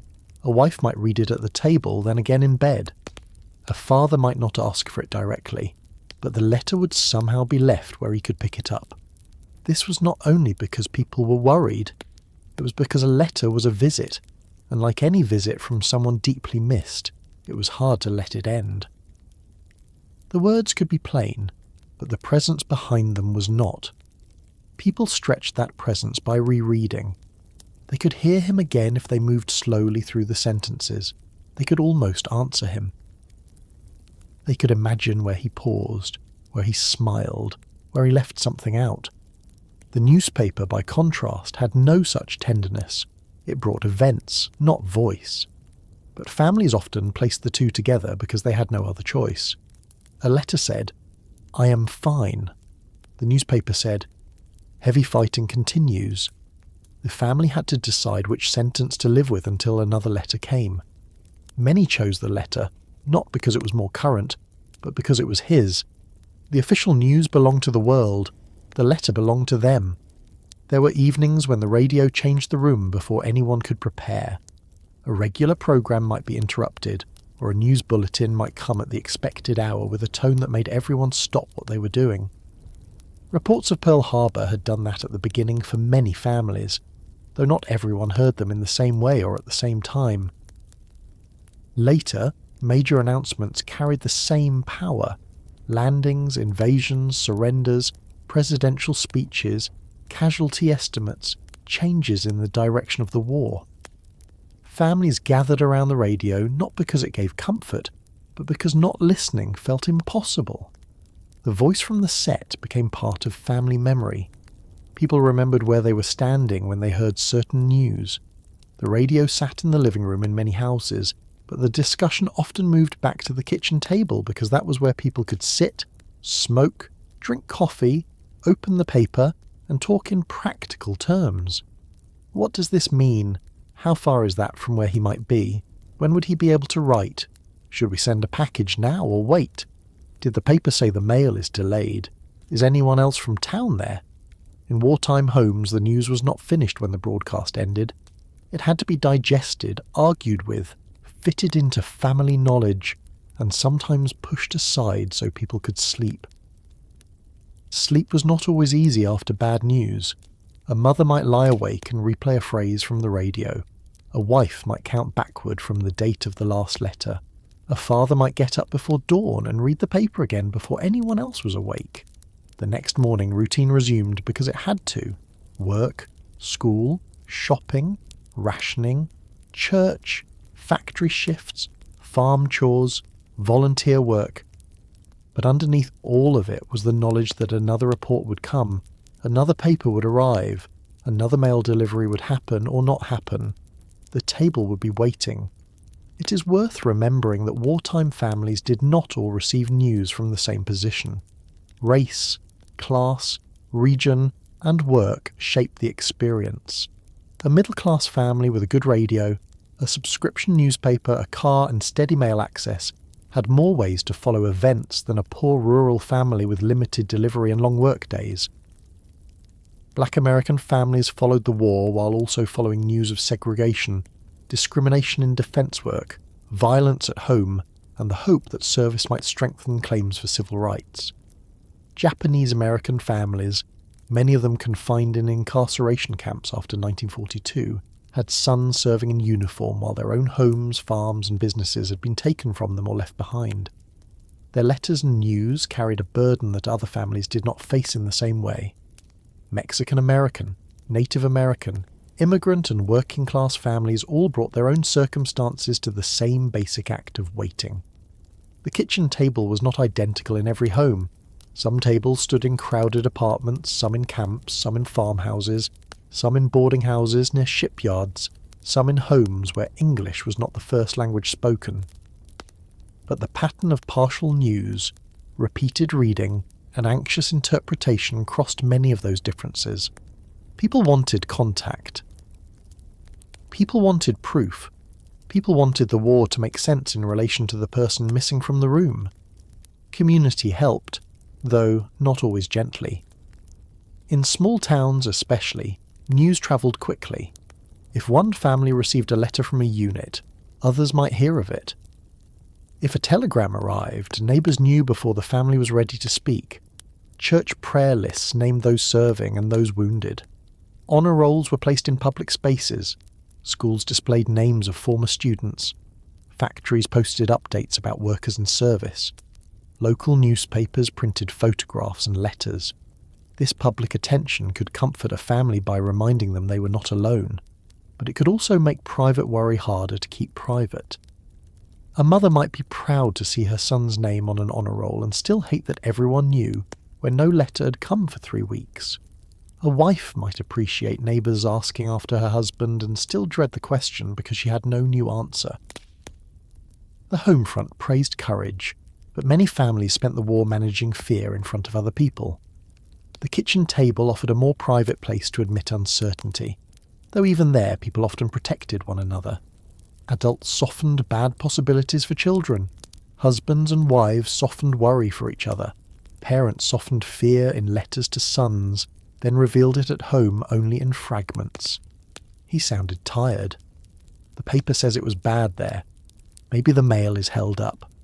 Those were manageable sentences. The unmanageable sentences often remained unspoken. As the war moved into its later years, the reading of news changed again. Victories became more frequent. But victory did not make waiting simple. In fact, it could make waiting sharper. Once people began to believe the war might end, the desire for individual survival grew more urgent. A family could read that Germany was weakening and still lose a son in the Irken forest or the Ardennes. A family could hear that Japan was being pushed back across the Pacific and still receive terrible news from Iwo Jima or Okinawa. The closer the end seemed, the more unbearable it felt that someone might not live to see it. Newspapers carried maps of Allied advances, and families followed them with cautious hope. But no one wanted to be foolish with hope. Many had already learned that good news for the nation did not guarantee good news for the house, so they read carefully, celebrated carefully, and kept writing. The kitchen table remained busy. More letters, more forms, more clippings, more prayers, more coffee poured late in the evening while the radio hummed nearby. At that table, the family also made decisions about what to send back across the distance. News was not only received there, it was prepared there. Once the newspaper had been read and the letter had been reread, someone had to answer. What should they tell him? Should they mention the neighbour who died? Should they say the roof was leaking? Should they include the clipping about his high school team? Should they tell him his little brother had been in trouble at school? Should they admit that his mother had been ill if she was better now? Every outgoing letter involved choices. Families wanted to be honest enough to keep him part of real life, but not so honest that he felt helpless or distracted. They chose details the way people choose items for a small box. This will cheer him. This will interest him. This might worry him too much. This can wait. This cannot wait. The table held those choices. The newspaper might be cut with scissors, a cartoon or local notice folded into an envelope. A photograph might be selected from the few available prints. A child might be told to add a line. A wife might rewrite a sentence because it sounded too lonely. A mother might include a recipe he could not use just because it would make him think of home. The act of sending information became almost as important as receiving it. Families were not only consuming war news, they were producing home news, shaping ordinary life into something that could travel. And as the war went on, they learned that words were not always enough. A letter could describe home, but a photograph could show it. A letter could say the baby had grown, but a picture proved it. A letter could say the family was thinking of him, but a package let him open that thought with his hands. So beside the newspaper and the letters, other objects began to gather. Snapshots, wrapping paper, string, small tins, knitted socks, candy if it could be found, cigarettes, soap, cookies packed with hope against common sense, and little things chosen because they might survive the trip and carry the feel of home better than a sentence could. By the time a family had finished reading the newspaper, rereading the last letter, and deciding what could safely be written in reply, the next question often became practical. What can we send him? Words mattered, but words could not be eaten, worn, smoked, shared, smelled, or held in the same way an object could. A letter told a man that home remembered him. A package let him open that memory with his hands. That difference meant a great deal during World War II because so much of military life stripped people down to what was issued, what was allowed, what could be carried, what could be packed quickly, and what would survive weather, boredom, mud, salt air, insects and movement. A soldier could be surrounded by thousands of other men and still feel cut off from the private world that had formed him. A sailor could live within a ship's crowded routine and still miss one particular kitchen, one street, one chair, one voice calling from another room. A nurse overseas could work 12 hours or longer in a hospital and still want some small thing from home that proved she'd not been absorbed completely into war work. This is why families sent packages even when the process was inconvenient, slow, restricted, and sometimes disappointing. A parcel was not simply a box. It was a household reaching outward across the ocean. The first thing to understand is that sending a package to someone overseas was not as easy as walking into a post office with a box and hope. The military had to control parcel mail because cargo space was limited, and because armies cannot function if every family sends heavy boxes whenever they feel afraid. By 1943, the rules for mailing packages to army personnel overseas became stricter. In many cases, a parcel could be sent only if the service member had specifically requested an item and the request had been approved.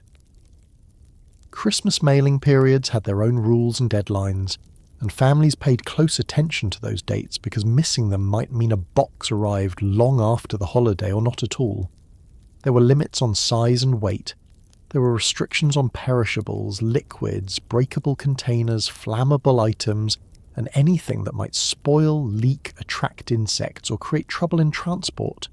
Packages might be inspected, they might be delayed, they might be damaged, they might follow a unit that had already moved.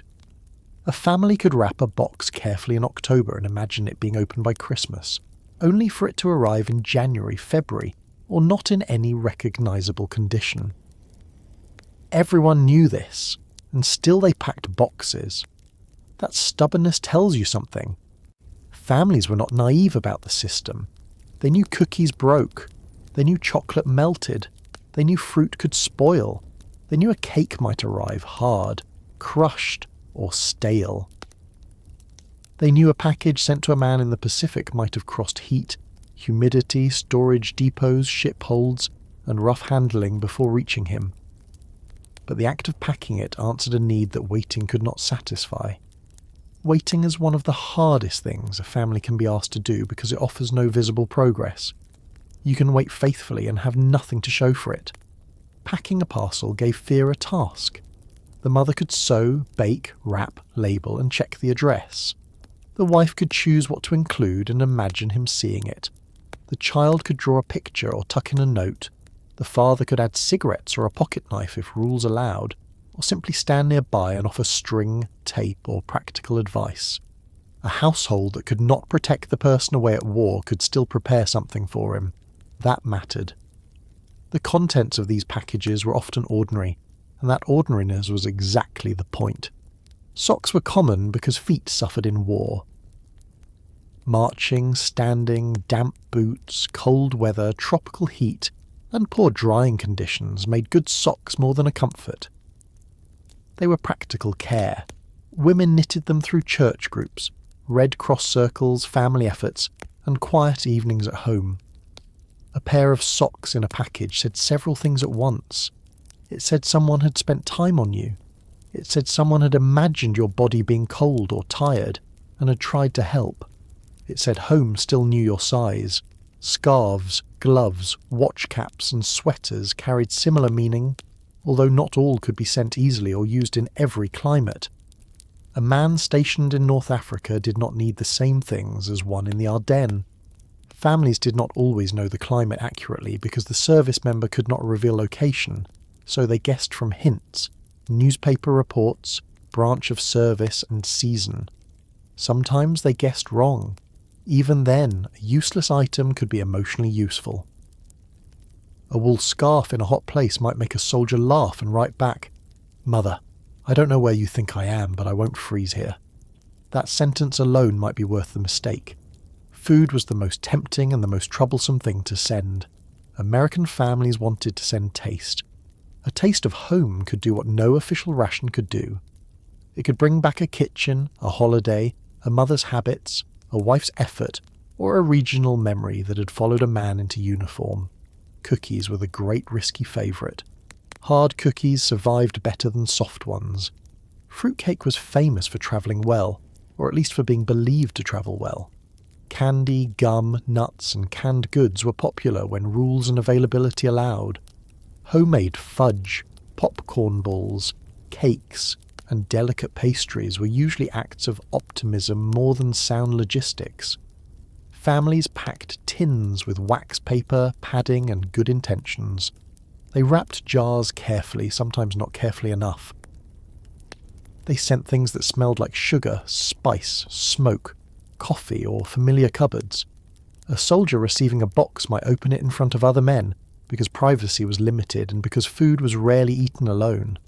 A package from home often became communal. Cookies were shared, candy was divided, cigarettes passed from hand to hand. Someone might take one bite of a crushed cookie and say it was the best thing he had tasted in months. He might mean it.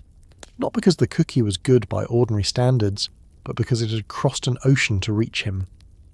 Cigarettes were everywhere in wartime packages and in military life generally. They were issued, bought, traded, requested, and sent. The health dangers that define how we think about smoking today were not understood or discussed in the same way then. A carton of cigarettes could be a valuable gift, a social tool, a comfort during boredom, a thing to trade, and something to offer another man in a difficult moment. Families sent brands they knew the recipient liked, when they could get them. Gum served a similar purpose on a smaller scale. Chewing gum was easy to carry, easy to share, and strongly associated with Americans by many people overseas. Candy bars, when they survived the trip, were treasured. So were small tins of coffee, cocoa, powdered drink mixes, and other things that could break the monotony of mess food.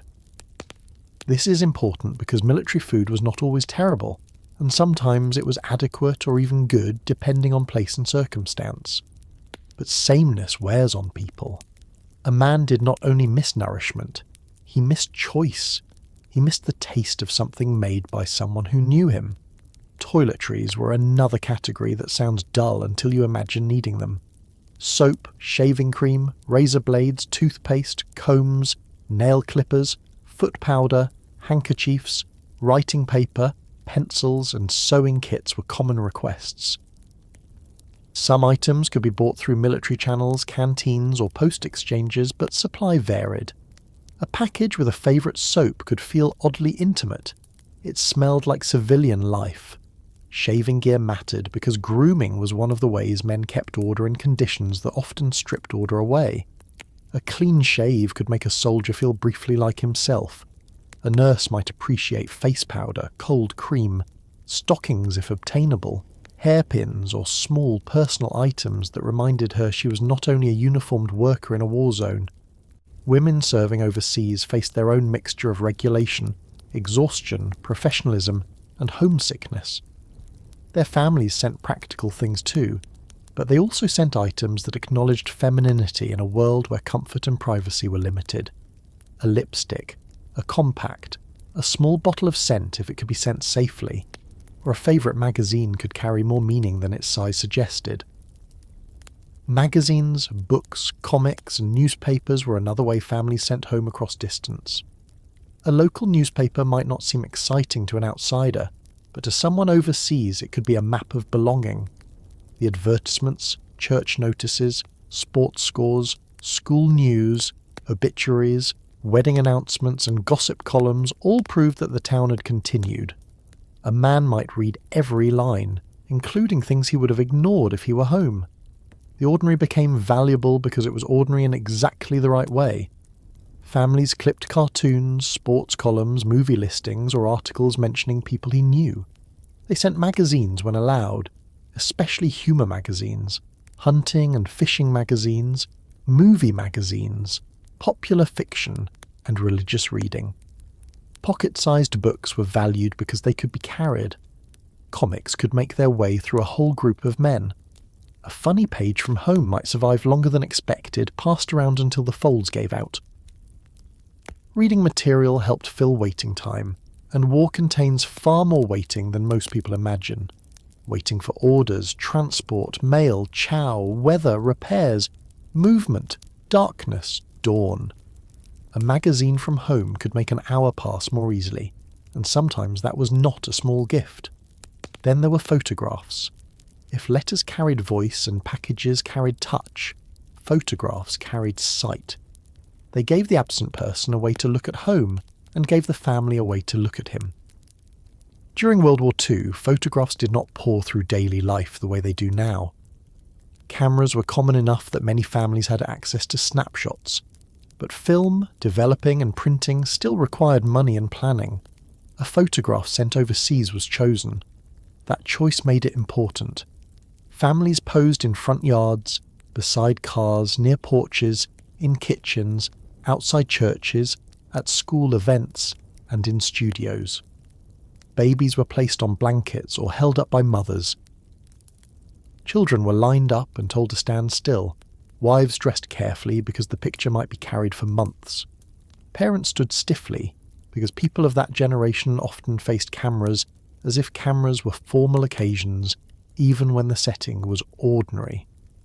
The resulting photographs could be small, uneven, overexposed, badly framed, or blurred. None of that prevented them from becoming precious. A photograph of a baby could be one of the most powerful objects a serviceman received. Many men left behind pregnant wives or infants too young to remember them. Some saw their children grow through photographs and letters before seeing them in person. A wife might write that the baby had smiled, sat up, crawled, walked, spoken a first word, or learned to point at Daddy's picture. Then she might include a photograph to prove some piece of it. The father, receiving it weeks later, would study the face of a child who had changed again since the image was taken. He was always behind. That is one of the quiet cruelties of wartime family life. A photograph gave him more than he had before, but it also showed him what he had missed. He could be proud and wounded at the same time. He might show the picture to everyone near him, then put it away carefully and take it out again when no one was watching. He might write back with forced cheer, saying the baby looked swell, saying she had her mother's eyes, saying he hoped the child would know him when he got home. Under that hope was a fear many men did not state plainly. What if home went on without me too well? What if my child knows a photograph better than my face? Photographs of wives and sweethearts carried a different emotional charge. Pin-up culture was part of the war, and images of movie stars were common in barracks, lockers, aircraft, and tents. But the personal photograph was something else. A wife's studio portrait, a snapshot from the yard, a picture taken at the beach before the war, or an image of a fiancé in a dress he remembered could become a private anchor. Men kept these pictures in wallets, helmets, footlockers, Bibles, and pockets. Some wrote names or dates on the back, some kissed them. Some joked about them in front of others and handled them carefully when alone. A photograph could strengthen a relationship, but it could also freeze it. The woman in the picture stayed the same while the real woman at home changed under the pressure of work, loneliness, rationing, family duties, and time. The man looking at the image changed too. War altered faces, habits, and expectations. Yet the photograph kept offering one stable point. This is what you are trying to return to. This is who is waiting. This is who you were when the picture was taken. Families at home also received photographs from training camps and overseas service. Though military restrictions shaped what could be shown, studio portraits of men in uniform became central objects in wartime homes. They stood on mantels, dressers, pianos, side tables, and shelves. They appeared in lockets and wallets.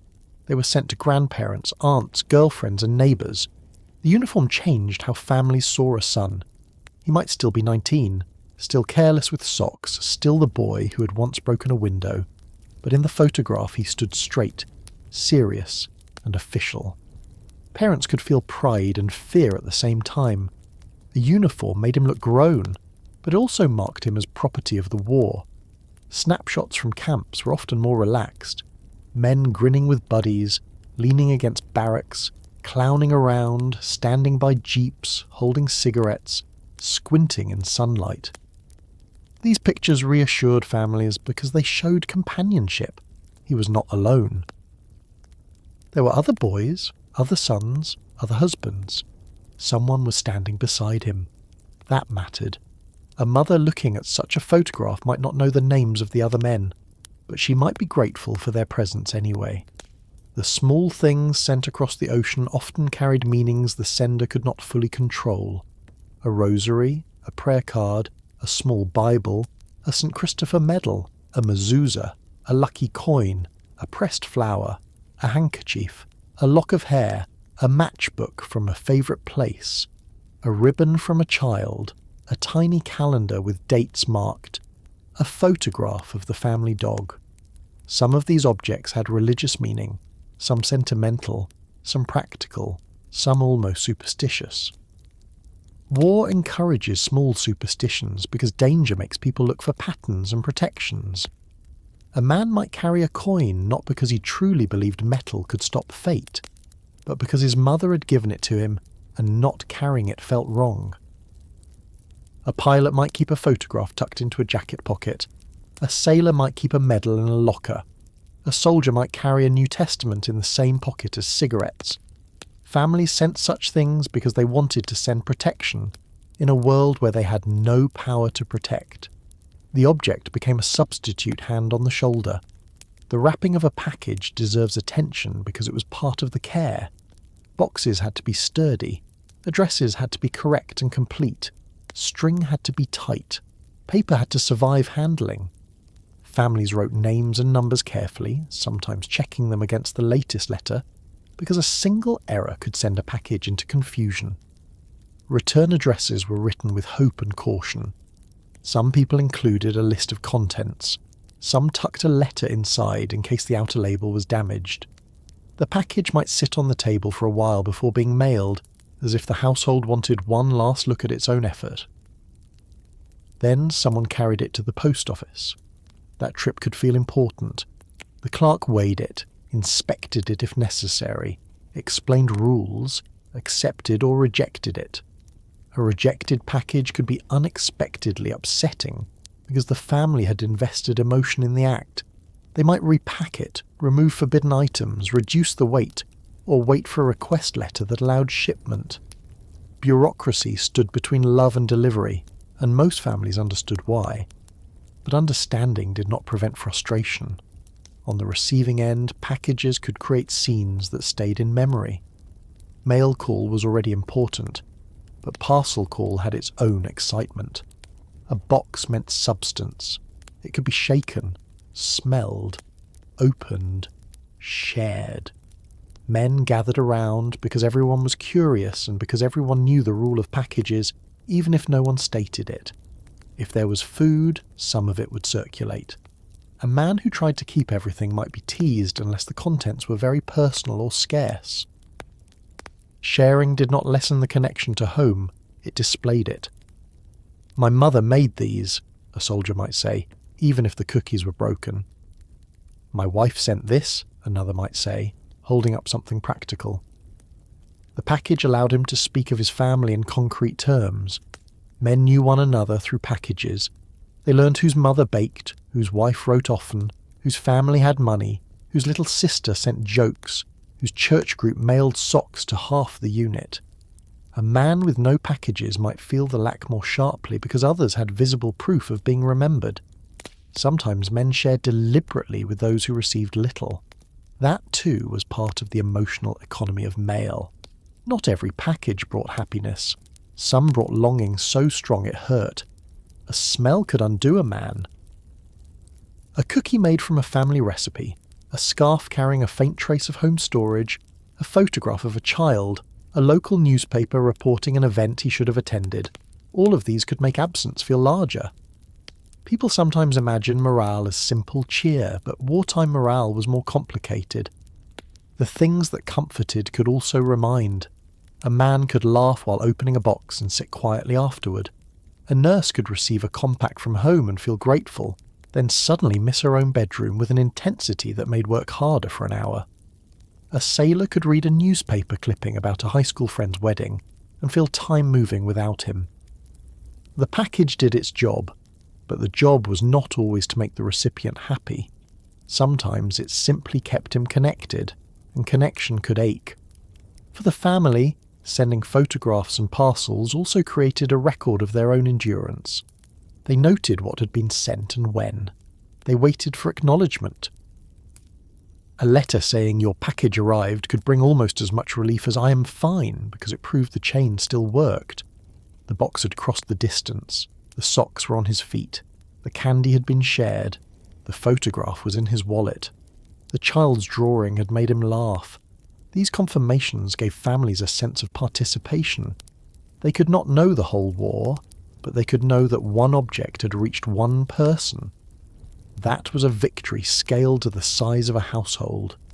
In a war of armies and fleets, households needed small victories. The home front organisations understood this need. Churches, schools, women's clubs, workplaces, Red Cross groups and community committees organised drives and group mailings. They collected items for servicemen, made comfort kits, knitted, sewed, packed, labelled and raised money. Some efforts went to local men, some to hospitals, some to general service organisations. The work was practical, but it was also social. Women gathered to knit or pack items and exchange news while doing so. Children collected small goods or wrote notes.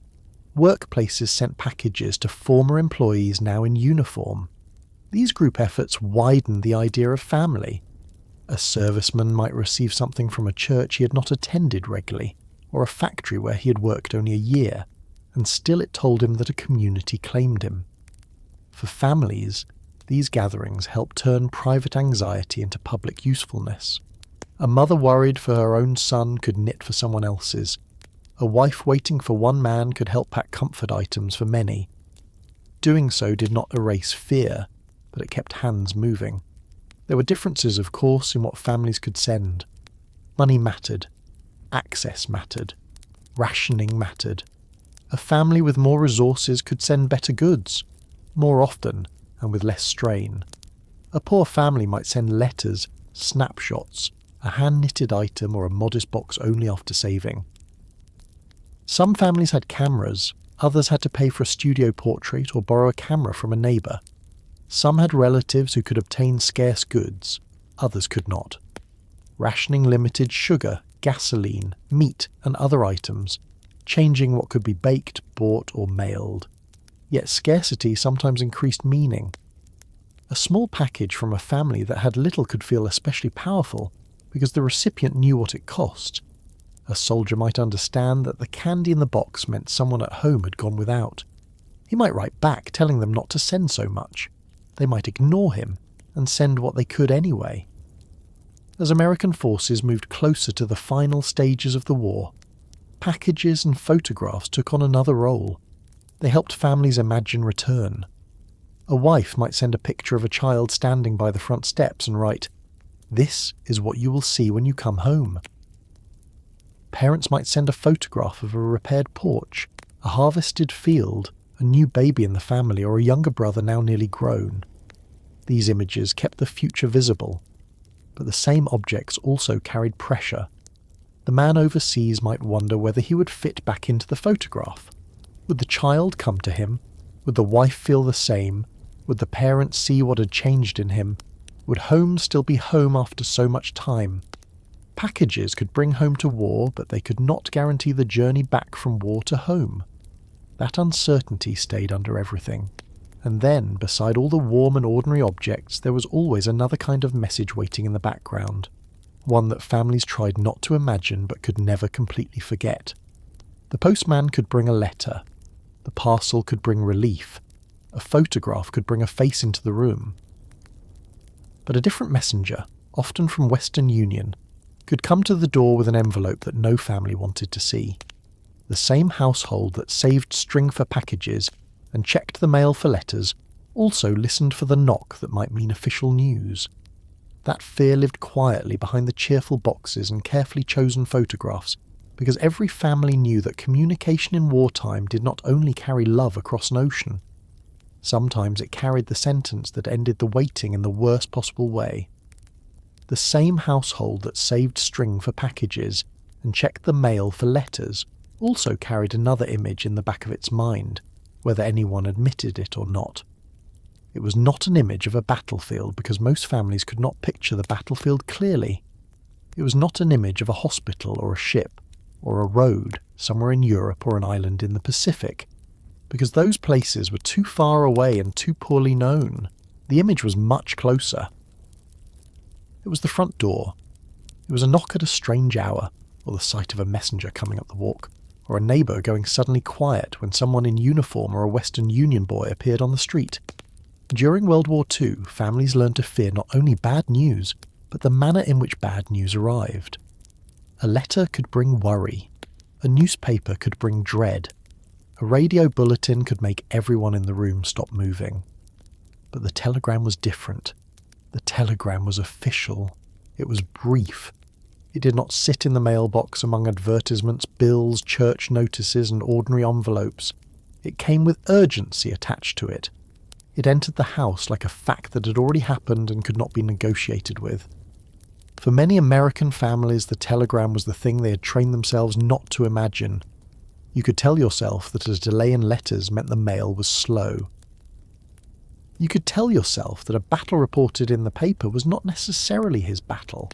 You could tell yourself that the censor had removed a line for ordinary reasons. You could tell yourself that silence did not mean danger, because every family knew of someone who had gone 6 weeks without a letter and then received 5 at once. But a telegram at the door stripped away the protective explanations. The military used telegrams to notify next of kin of death, missing status, wounds, and other serious news, especially through the War Department and Navy Department systems that had to reach families as quickly as the technology of the time allowed. The message often came through Western Union, whose messengers were usually young men doing a job that no decent person envied. In neighbourhoods across the country, people began to recognise the danger of that delivery. A bicycle stopping outside could make curtains move. A boy in a cap holding an envelope could change the temperature of a whole street. It was not always death. That is important.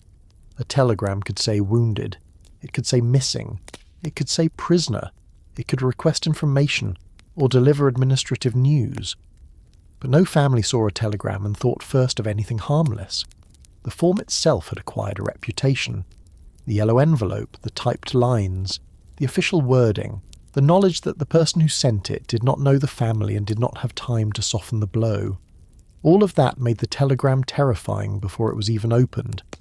Imagine a mother in a small house in 1944, standing at the sink with her hands in dishwater, hearing a knock that is not the ordinary knock of a neighbour. The mail has already come. Her husband is at work. One child is at school, another in the next room, and for a moment she does not move. That pause matters. She may have been waiting for letters every day for months, but this is not the kind of arrival she wanted. She wipes her hands on her apron, walks to the door, and sees a messenger holding an envelope. The messenger may be polite. He may be nervous. He may know from experience that the person in front of him is already afraid. He may know nothing except that he has been told to deliver it. She takes the envelope. Perhaps she signs for it. Perhaps her hand shakes. Perhaps she asks, "Is it from the War Department?" even though she can already see. The messenger leaves because there is nothing useful he can say. The house is now divided into before the envelope and after the envelope, though it has not yet been opened. The wording inside many casualty telegrams was formal, because official language often becomes formal at the very moment when families need human language most. The message might begin with regret. It might say that the Secretary of War desired to express deep regret that a son had been killed in action, or was missing in action, or had been wounded in a named theatre of war. The sentences were short and controlled. They had to be. A government office could not write a different letter for every kitchen, every mother, every wife, every father, every child standing nearby without understanding. The system required standard language, and standard language can feel cold, even when the people inside the system are not cold. That coldness became part of the experience. Families sometimes remembered the exact wording for the rest of their lives. They remembered the first phrase. They remembered the date. They remembered how little the telegram said and how much it destroyed. The message might not include details. It might not say how he died. It might not say where exactly. It might not say whether he suffered, whether anyone was with him, whether he had spoken, whether his body had been recovered, whether a chaplain had prayed over him. Those questions came later, if answers came at all. The telegram delivered the central fact and left the family alone with everything the fact did not explain. Missing in action was its own kind of torment. A telegram saying killed was unbearable, but it had a terrible finality. Missing left a family suspended. It did not remove hope. It made hope dangerous. Families of missing service members lived in a state that ordinary language struggles to describe. They could not mourn fully because he might still be alive. They could not rejoice because there was no proof. They listened for every report of prisoners. They read newspapers for accounts of men returning from behind enemy lines. They watched for letters that might somehow have been delayed. They asked other families, wrote to agencies, contacted the Red Cross and waited for updates from the military. The word missing could mean many things. It could mean a man had been separated from his unit and might return. It could mean he had been captured. It could mean he had been killed and not yet identified. It could mean the chaos of battle had swallowed the facts. Families learned to live with that uncertainty by the hour. A mother might set his place in her mind every night and not know whether she was faithful or foolish for doing so. A wife might keep writing letters because stopping felt like giving up. Some letters sent to missing men were returned. Others disappeared into systems that could not complete the journey. The household stayed caught between the past and whatever news might come next. Wounded in action brought relief and fear together so closely that families could barely separate them. Alive. That was the first thought. He is alive. Then the next questions began. How badly? Where is he? Can he write? Will he recover? Has he lost a limb? Is he blind? Is he burned? Is he in pain? Is he alone? The telegram might provide only the basic notice, and say more information would follow.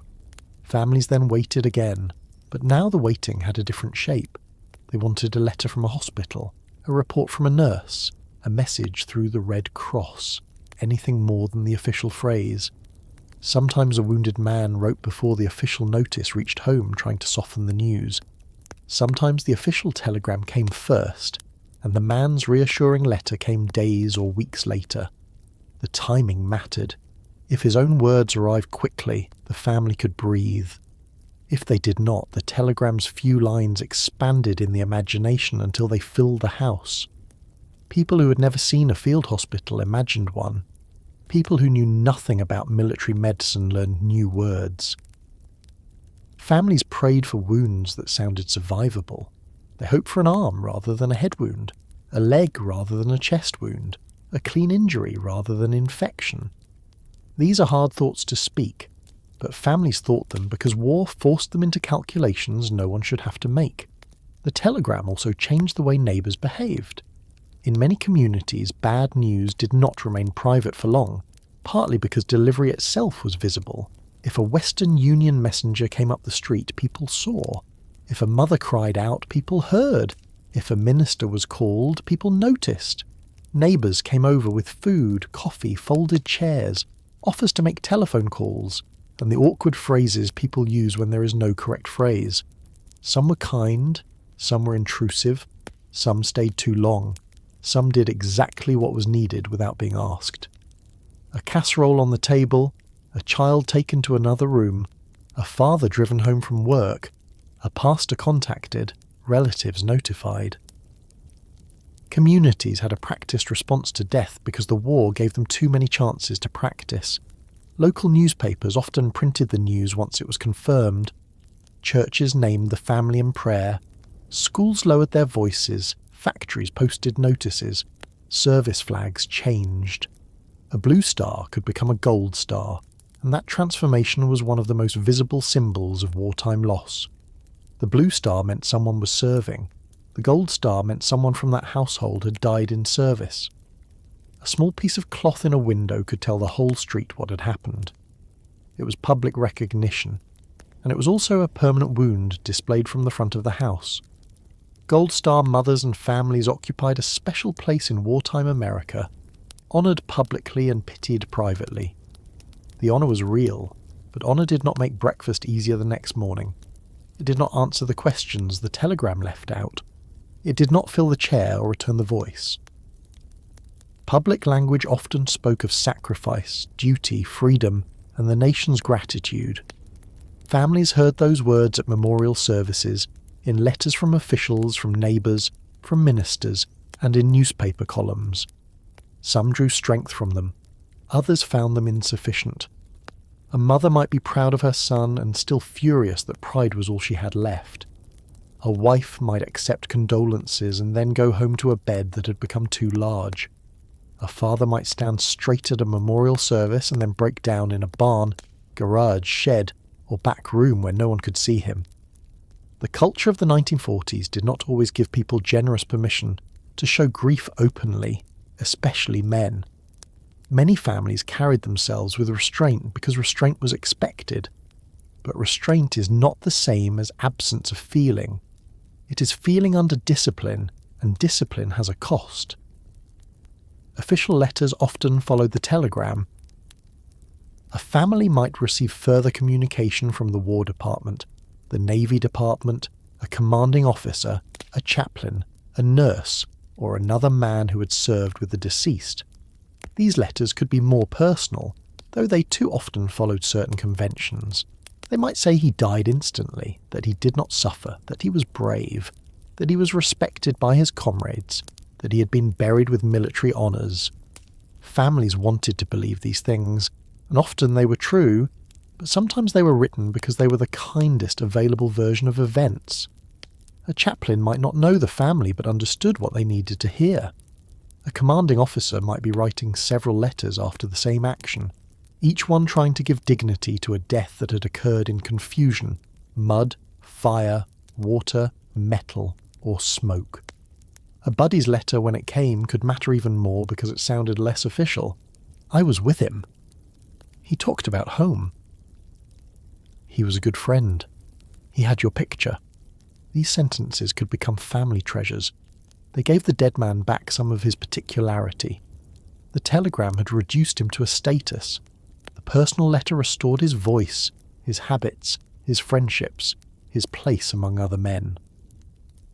There were families who received telegrams in error, or received incomplete information that later changed. War produced confusion, and the systems designed to manage it were large but not perfect. A man reported missing might later be found alive. A prisoner might be confirmed after months. A death might be reported before details were known. In rare cases, families endured the shock of official bad news and then received correction. Such reversals could feel miraculous, but they also revealed how fragile information was. A family's emotional life depended on records, reports, identification, transmission, clerks, wires, and typed messages. One error could break a household open. The possibility of error did not usually comfort families after a telegram. It only added another layer of uncertainty. Should they believe it? Could there be a mistake? Had anyone heard differently?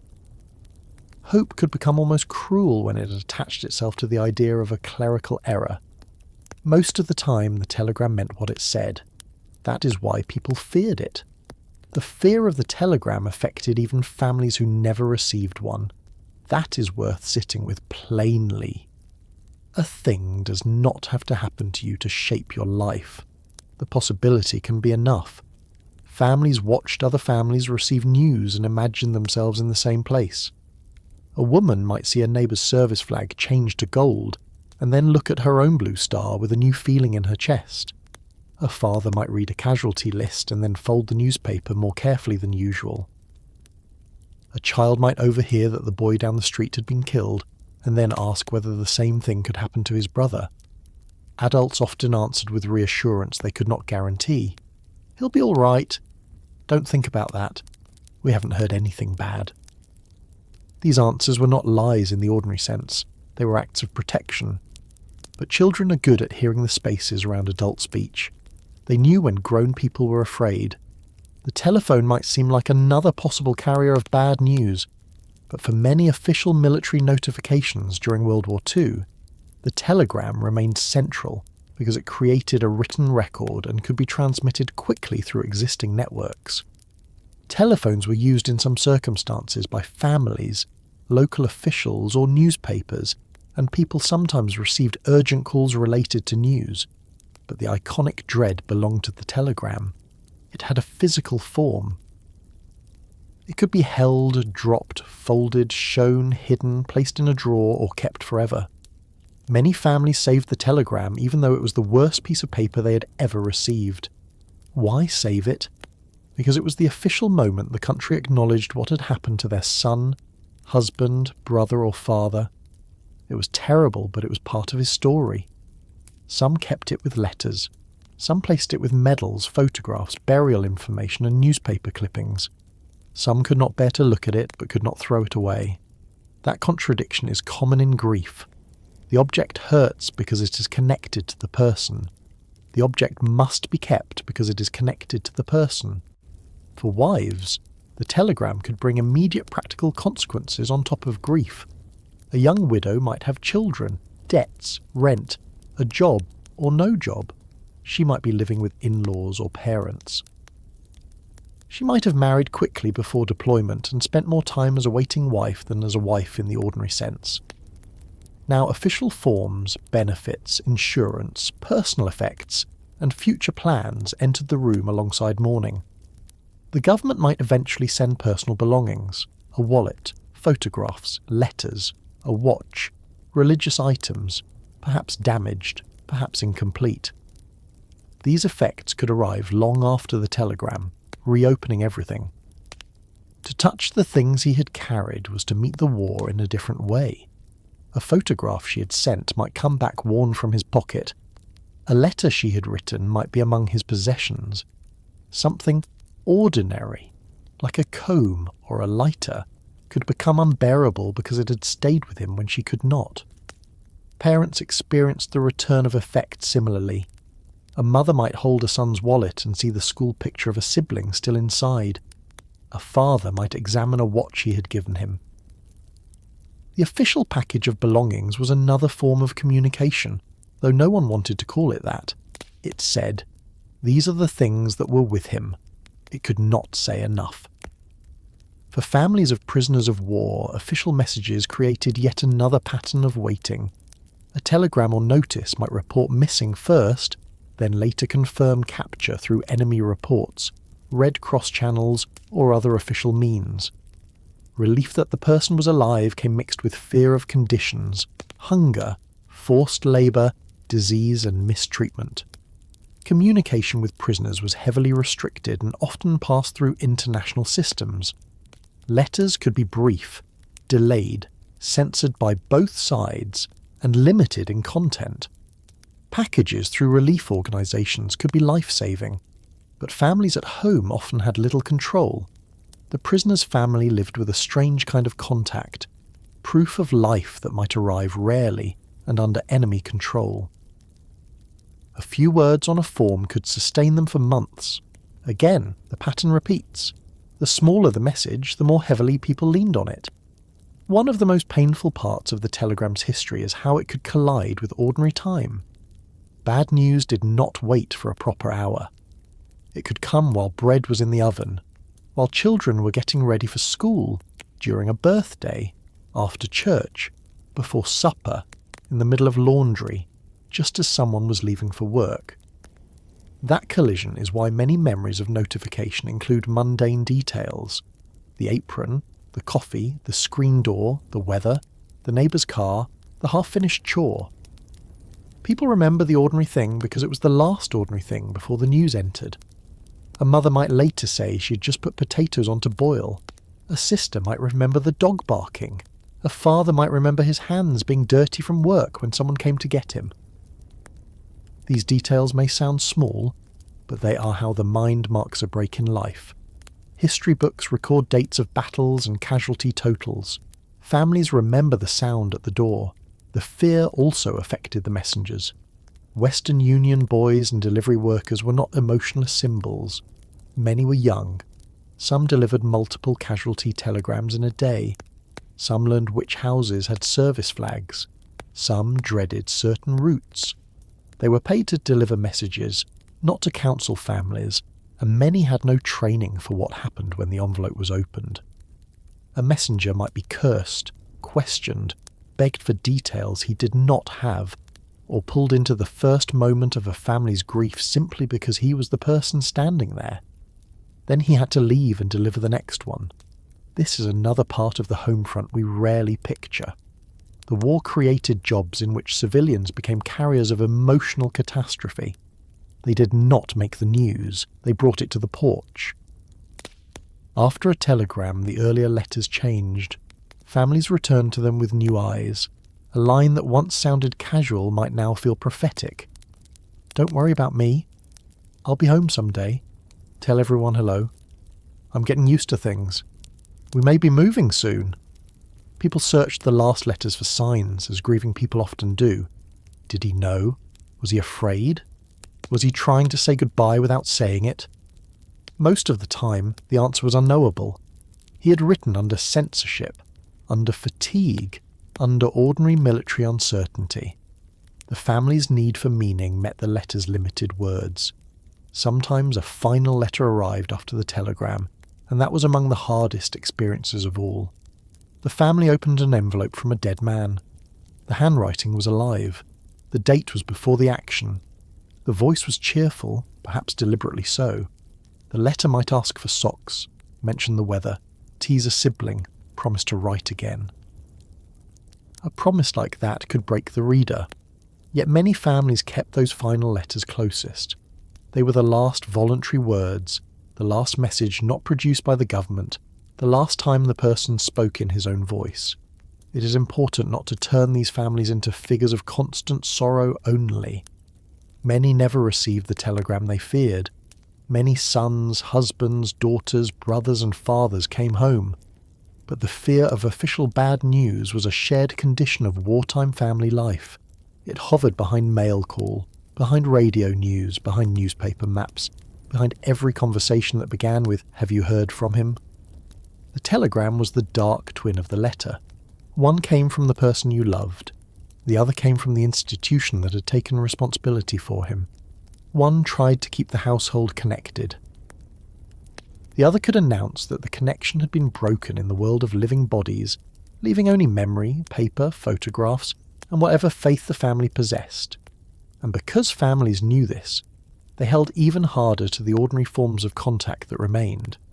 They saved the letters, they answered quickly, they sent photographs, they packed boxes when allowed.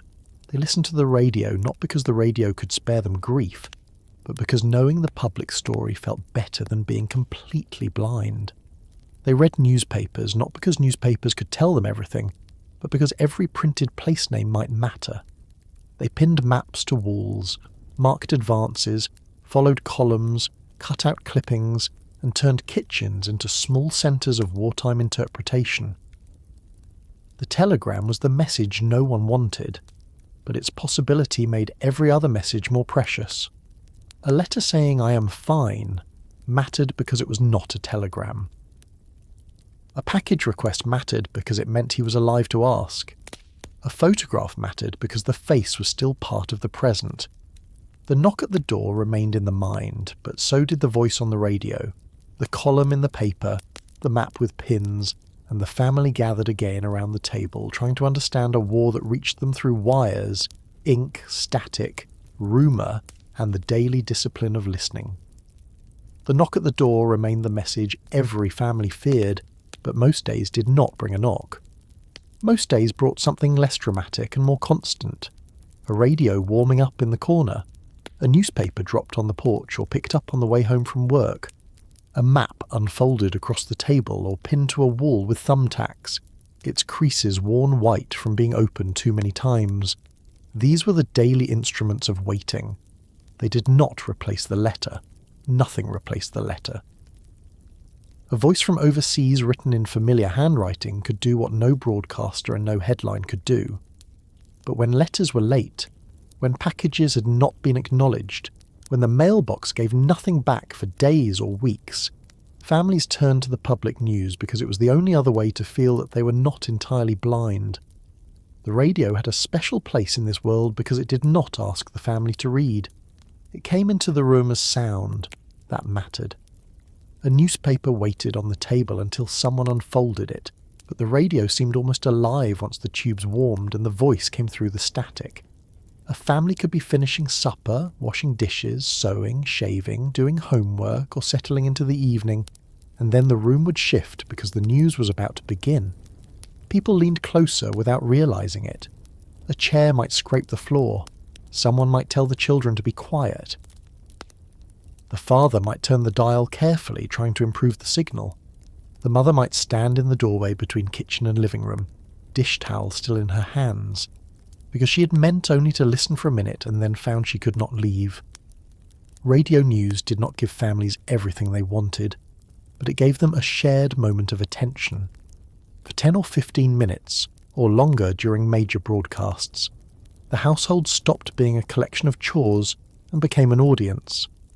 This is hard to appreciate now because we live surrounded by voices. News follows people from room to room, from phone to car to screen to kitchen counter. During World War II, a broadcast had weight, because it happened at a time and in a place. If you missed it, you missed it, unless the paper carried the same information later or a neighbour repeated it. Families arranged parts of the day around certain programs, especially when major events were expected. Franklin Roosevelt's voice had already become familiar to millions of Americans through his fireside chats before and during the war. He did not sound like a distant printed statement. He sounded like a man speaking directly into the house, and that directness was powerful. People did not always agree with every policy, and no family listened in exactly the same way. But the intimacy of radio allowed national events to enter private rooms with unusual force. When the president spoke about war, sacrifice, production, danger, and resolve, he did so in a medium that made people feel addressed individually, even though millions were hearing the same words. News broadcasters and war correspondents became part of the emotional furniture of the home front. Some families recognize voices the way they recognize neighbours. Edward R. Murrow's broadcast from London had made many Americans imagine the war in Europe through sound long before American ground forces entered the fight there in full strength. Reports from correspondents in the field, from naval fronts, from air bases, from capitals and headquarters, helped civilians form pictures from words. Yet those pictures were always incomplete. They had to be.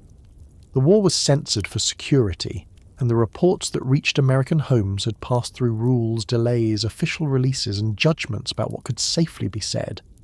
A broadcast might describe Allied aircraft over Germany, fighting in Italy, heavy resistance in France, or landings in the Pacific. It might name a place, but not the unit a listener cared about. It might say casualties were heavy, but not whose. It might say troops advanced, but not whether one particular son was among them. So the family listened in two ways at once. They listened as citizens wanting the war to move toward victory, and they listened as relatives trying to hear one private answer inside a public report. That private listening changed the meaning of every broadcast. A family with no one in the Navy heard a naval report differently from a family whose son was somewhere at sea. A household with a bomber pilot in England heard reports of raids over Germany, with a tightening in the chest that another family might not feel in the same way. A mother with a Marine in the Pacific listened to island names as if the announcer might accidentally say something meant only for her. The announcer never did. He could not. The voice on the radio belonged to the nation, not to the household. Still, families tried to make it serve both purposes. If a report said that a campaign was going well, they took that as comfort. If it said resistance was fierce, they went quiet. If it mentioned weather, terrain, disease, ships, supply lines, or airfields, they compared it to the last letter. He said it was hot. He said the mud was bad. He mentioned mosquitoes. He said he had not seen a city in weeks. He said not to worry. That last sentence always returned, not because it answered the news, but because the family needed something from him to stand against the voice from the set. The newspaper worked differently. It had no living voice, but it stayed in the house. You could reread it, cut it, mark it, fold it, argue with it, save it, or throw it down in frustration. Morning papers and evening papers became part of the rhythm of wartime homes. In cities, people bought them at newsstands, read them on streetcars, carried them into offices and factories, brought them home under one arm. In small towns, the local paper might arrive weekly or daily depending on the place, and its pages connected the global war to familiar names. The national news gave the large movement. Armies, fleets, landings, conferences, production figures, bond drives, enemy losses, Allied gains. The local columns gave the war a face. A young man home on leave, a family receiving word from a son in North Africa, a sailor promoted, a nurse stationed overseas, a soldier missing, a funeral service, a letter excerpt printed with permission, a photograph of 4 brothers in uniform. These local items could be read more carefully than the front page because they were closer to the reader's life. The war might be global, but grief and pride arrived through names. Many families read local newspaper columns almost as extensions of the mailbox. If their own letter had not come, perhaps someone else's had. If a neighbour's son mentioned a place, perhaps it suggested where another unit might be. If a local paper printed that a group of men from the county had arrived safely overseas, families clipped the notice and kept it, even if it did not say enough. Small-town newspapers often became community scrapbooks of service. They printed honour rolls, casualty updates, bond drive totals, church efforts, Red Cross work, salvage campaigns, and brief notes from families who had received news. The tone could be cheerful, patriotic, restrained, or solemn, often all in the same issue. One column might praise schoolchildren for collecting scrap metal, while another announced that a boy from the next street had been killed. That mixture was not hypocrisy. It was the home front as people lived it. The war asked them to keep working, saving, buying bonds, planting gardens, writing letters, and showing courage, even while bad news moved from house to house. Newspapers also taught families new geography. Before the war, many Americans knew Europe and Asia in a general schoolbook way, with a few familiar capitals and a vague sense of oceans between continents. The war changed that. It forced place names into daily speech. People who had never expected to discuss Tunisia or Sicily or Burma or the Marshall Islands began to pronounce them over breakfast. Some pronounced them wrong at first, then learned. The family map helped. A newspaper article might mention the Italian campaign, and someone would unfold an atlas to find Naples, Rome, Cassino, or Anzio. The radio might report fighting near a French town, and a pencil would mark a dot. A report from the Pacific might name an island so small that it was difficult to find, and that difficulty became part of the shock. How could a place barely visible on the map cost so many lives? The map made the war real, but not always clearer. Sometimes it made it more confusing. The Pacific looked endless. Europe looked crowded with borders, rivers, mountains, and names layered over names. China and Burma seemed impossibly far. North Africa stretched wider than many had imagined. The map corrected the imagination, and then the imagination had to adjust to the corrected distance. Maps pinned to walls became common in some households. Classrooms, church halls, union halls, factories and newspaper offices. They were practical, but they were also emotional objects. Families used pins, pencil marks, string, or newspaper clippings to follow campaigns.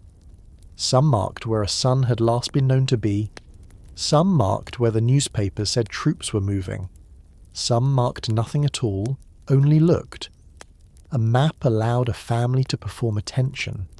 That phrase may sound too formal, but the act itself was simple. They could not help directly in the battle. They could not know the exact location.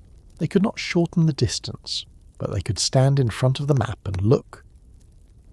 They could learn the names. They could say, "That is where the fighting is." They could point from their own town to the ocean and across it, tracing with a finger a route no letter could fully describe. This act did not change events, but it changed the household's relationship to them. It gave the worry a visible place to settle. For children, the map could be both a lesson and a source of fear. A teacher might use a classroom map to explain the progress of Allied forces. Students might move pins or follow newspaper reports as part of current events. At home, a child might point to a place and ask whether that was where his brother was. Adults often answered with caution. Maybe near there. We do not know exactly. He cannot tell us. The inability to answer was one of the hardest parts of wartime parenting. Adults wanted children to feel proud, not frightened. They wanted them to understand the family service without carrying adult fear too heavily. But the map made questions natural. If Daddy is across the ocean, where is he? If Uncle Joe is in Italy, how far is Italy? If the radio says men are dying on an island, is that the island where our cousin is? Children learned that adults sometimes knew less than they appeared to know. They also learned that not knowing did not stop adults from listening, reading, marking, and hoping. The radio and newspaper sometimes contradicted the emotional timing of letters. A family might hear on the radio about heavy fighting in a region, and then receive a cheerful letter written before the fighting began. Or a newspaper might announce the capture of a city while the last letter from a soldier nearby described only boredom and rain. Public news moved by one clock. Private mail moved by another. Neither matched the actual experience of the person at the front exactly. This mismatch could wear on families. They had to hold several timelines in their heads. The date of the letter. The date of the postmark. The date of the battle. The date of the broadcast. The date the paper printed the story. The date someone in town heard from a man in the same theatre. A kitchen table could become covered with these layers of time. A mother might say, "He wrote this before that happened." A father might answer, "But we do not know if he was there." A wife might read the same paragraph again and not say what she feared. The family was doing historical analysis without calling it that, using scraps of evidence under emotional pressure. War correspondents became trusted companions for some readers because they described the lives of ordinary service members in ways official statements did not. Ernie Pyle, perhaps the most beloved American correspondent of the war, wrote about infantrymen, exhaustion, mud, foxholes, fear, jokes, and the plain human details that families recognized as honest. His columns did not tell a mother whether her own son was safe, but they helped her imagine the kind of life he might be living. Pyle's writing gave dignity to the ordinary soldier, and that mattered to families whose sons were not generals, not famous pilots, not decorated heroes in the newspaper, but tired men doing dangerous work. When Pyle himself was killed on Ishima in 1945, many Americans mourned him as someone who had helped them understand the men they loved. His death also reminded them that even the people who carried the war home in words were not outside its reach. Newsreels in movie theatres added another layer. Families went to the movies for entertainment, but before the feature they might watch footage of the war. Ships, aircraft, troops, ruins, leaders, factories, training camps, liberated towns, captured equipment. The images were selected and edited, but they gave faces and movement to events the radio had described. A woman might sit in a dark theatre and look at rows of soldiers marching across the screen, wondering if one of them looked like her son from behind.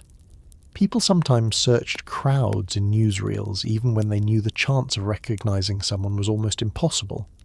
That is what longing does. It uses whatever material is available: a helmeted figure, a ship deck, a group of nurses, a line of men boarding transports, a landscape that might match a letter. The movie theatre became another place where families tried to turn public images into private contact. Radio also carried more than news. It carried music, comedy, drama, religious programs, variety shows, and advertisements shaped by wartime conditions. This mattered because families did not live in a constant state of listening to battle reports. They needed relief. Service members overseas heard some of the same songs through armed forces radio and recordings, and families at home heard them too. Songs became bridges. A wife might hear a tune they had danced to before he left and mention it in a letter. A soldier might write that a band played a familiar song at a camp show. Popular music carried longing in forms people could share without speaking too directly. "I'll Be Seeing You," "White Christmas," and other wartime songs became emotional shorthand for absence. Families could sit by the radio and hear entertainment that helped them endure the very separation the songs often described. Comedy programs mattered too. Laughter in a wartime home was not a denial of fear, it was a way of living with it. A family might laugh at a radio joke and then fall quiet when the news bulletin came on. Both reactions belonged to the same evening. Public information also instructed families in how to behave. Newspapers and radio reminded civilians to buy war bonds, conserve fuel, save kitchen fat, observe rationing rules, avoid rumours, and maintain morale. Posters said loose talk could endanger ships and men. Radio spots repeated the need for silence about military details. Newspapers printed guidance about mailing deadlines, package restrictions, blood drives, scrap drives, volunteer nursing, civil defence, and Red Cross work. Families absorbed these instructions alongside battle news. The war was not only something to follow, it was something to participate in through disciplined household behaviour. This participation helped some families cope with helplessness. If a son was overseas, buying bonds felt like support. If a brother was in the Navy, saving scrap metal felt connected. If a husband was in the army, obeying mailing rules felt like part of the same effort. Of course, no amount of saving grease or buying stamps could guarantee his safety, but it gave civilians a role. A role is not the same as control, but it can keep despair from becoming shapeless. There were households where the radio was left on too much and households where it was turned off because the news became unbearable. There were people who read every line of every paper and people who avoided casualty lists until someone else had checked them. There were fathers who pinned maps carefully and mothers who refused to look at them. There were wives who followed campaigns with almost military precision and wives who cared only whether a letter had come. No single pattern describes every family. But across the country, public news became a substitute form of contact when private contact failed. It was imperfect, often frustrating, sometimes frightening. But it gave families something to do with the long spaces between letters. The Homefront's relationship with news changed dramatically around major events. Pearl Harbor began the war for the United States as a radio shock, an announcement that entered Sunday routines and broke them apart. D-Day, in June 1944, brought families to radios and newspapers with a mixture of hope and dread, especially those with men in England or units that might be involved. The Battle of the Bulge in winter 1944 filled papers with reports of German counterattacks, cold, confusion and heavy fighting, and families with soldiers in Europe read those stories with particular fear. The deaths of public figures, the liberation of camps in Europe, the fall of cities, the death of Roosevelt in April 1945, victory in Europe, and finally the atomic bombings and Japan's surrender all arrived through the same public channels that had carried years of partial reports. Each event passed into kitchens and living rooms through voices, headlines, photographs and maps. Families remembered where they were because the news did not stay outside them. It entered their rooms and changed what the room meant. For families with loved ones still overseas when victory in Europe came, celebration could be complicated.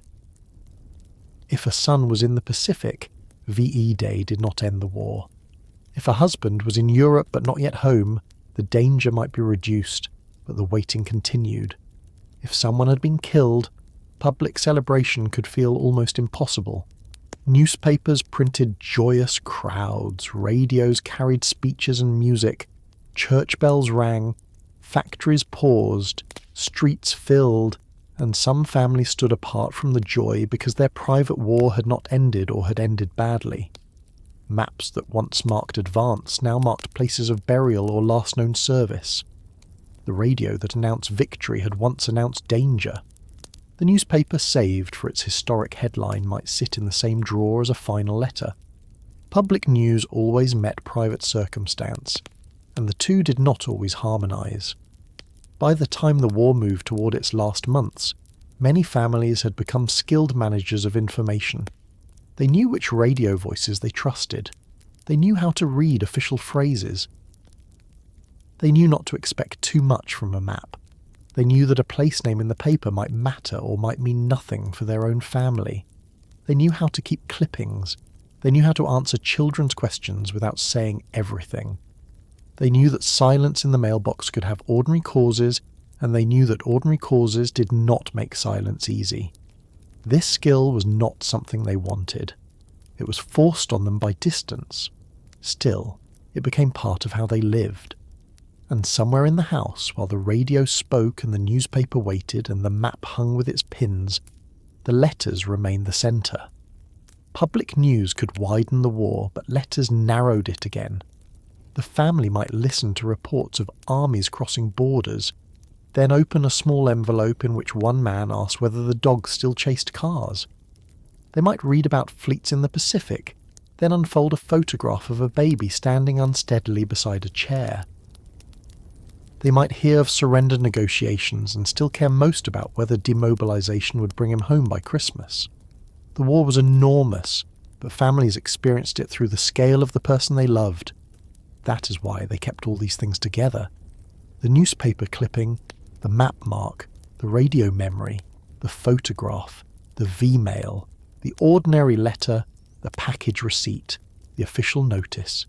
Each one told part of the story. None was enough alone. As victory came closer, a new kind of communication began to take shape. Families still waited for letters, still listened to broadcasts, still read columns, still checked maps, but the question underneath them changed. It was no longer only, is he safe tonight? It became, when is he coming home? And who will he be when he gets here? The first signs of return often came not with a body in the doorway, but with words. A line in a letter about points, discharge, shipping orders, occupation duty, delays, rumours, hopes. A newspaper article explaining demobilisation. A radio report about troops coming back through ports. A photograph taken long before the train arrived. For many families, the homecoming began on paper before it happened in person, and that created its own kind of waiting, filled with relief, impatience, worry, and the strange realization that after years of trying to keep someone present through letters, they now had to prepare for the living person to step back into the room. For many American families, the end of the war did not arrive all at once. It arrived in stages, and the first stage was usually words. Before there was a footstep on the porch, before there was a suitcase in the hall, before a uniformed man appeared at the train station looking thinner or older or quieter than the photograph on the mantel, there was a line in a letter. I may be coming home soon. Don't count on anything yet. They say we ship out next month. My points look good. I don't know when, but it feels closer. Those sentences carried a different kind of electricity than the old wartime reassurance of I am fine. For years, families had read letters to prove that someone was still alive somewhere beyond reach. Now, they read letters looking for signs that the distance itself might finally collapse. The war had trained them not to trust hope too easily, so even good news was handled carefully. A mother might read the sentence twice and say, he says maybe. A wife might smile and then fold the page with the same caution she had used for bad news. A father might ask what the exact wording was, because fathers often tried to keep hope inside practical boundaries. Soon did not mean tomorrow. Shipping out did not mean arriving. Leaving a theatre of war did not mean being discharged. Peace, when it came, still had paperwork, ships, trains, camps, orders, and delays. This is one of the things that is easy to forget. Victory did not instantly bring every American service member home. When Germany surrendered in May 1945, the war in the Pacific was still going on. Men who had survived Europe worried they might be sent to fight Japan. Families celebrated V-Day with that worry sitting under the celebration like a stone. A son might be alive after the fighting in France, Belgium or Germany, but alive was not the same as home. Some men remained for occupation duty. Some were transferred. Some waited in camps for transport. Some had enough discharge points to expect release, while others did not. The army used a point system based on the length of service, time overseas, combat awards, and dependent children to determine who would be released first, and families learned that language quickly. Points became a household word, A wife might know her husband's point total almost as carefully as she knew the dates of his letters. Parents compared numbers with neighbours. Newspapers explained the system. Men wrote home with calculations, rumours, corrections and complaints. I should have enough. They changed the number. Nobody knows anything definite. Don't get excited yet. That last phrase appears in spirit again and again, because the men knew what hope could do at home. They wanted to prepare their families without disappointing them. They wanted to say, I am closer now, but not so close that you should stand at the window. After Japan surrendered in August 1945, the longing sharpened across the country. Now there was no other major enemy to defeat. Now the question became practical and personal. When will they come back? The nation had moved millions of people overseas, and now it had to bring millions back. Ships that had carried soldiers, sailors, marines, nurses and workers toward danger now had to carry them in the other direction. Ports filled with men waiting for transport. Camps became temporary holding places for people who were done fighting, but not done waiting. Troop ships crossed the Atlantic and Pacific, crowded with men who had dreamed of home for years, and were now forced to endure the final stretch at the speed of shipping schedules. A man could write, "We are supposed to leave soon," and then not leave. He could board a ship and be delayed. He could arrive in the United States and still have to move through processing centres before reaching his family. The distance was shrinking, but every mile seemed to take longer because hope had changed the clock. At home, families began preparing before they had permission to prepare. This is a very human thing. They knew better, but they did it anyway. A mother cleaned a room that had already been cleaned. A wife washed sheets and then washed them again closer to the expected date. A father repaired the porch step he had been meaning to fix because he suddenly imagined his son's boot landing on it. Children were told not to ask every hour, but they asked anyway. Food was planned within the limits of rationing and availability.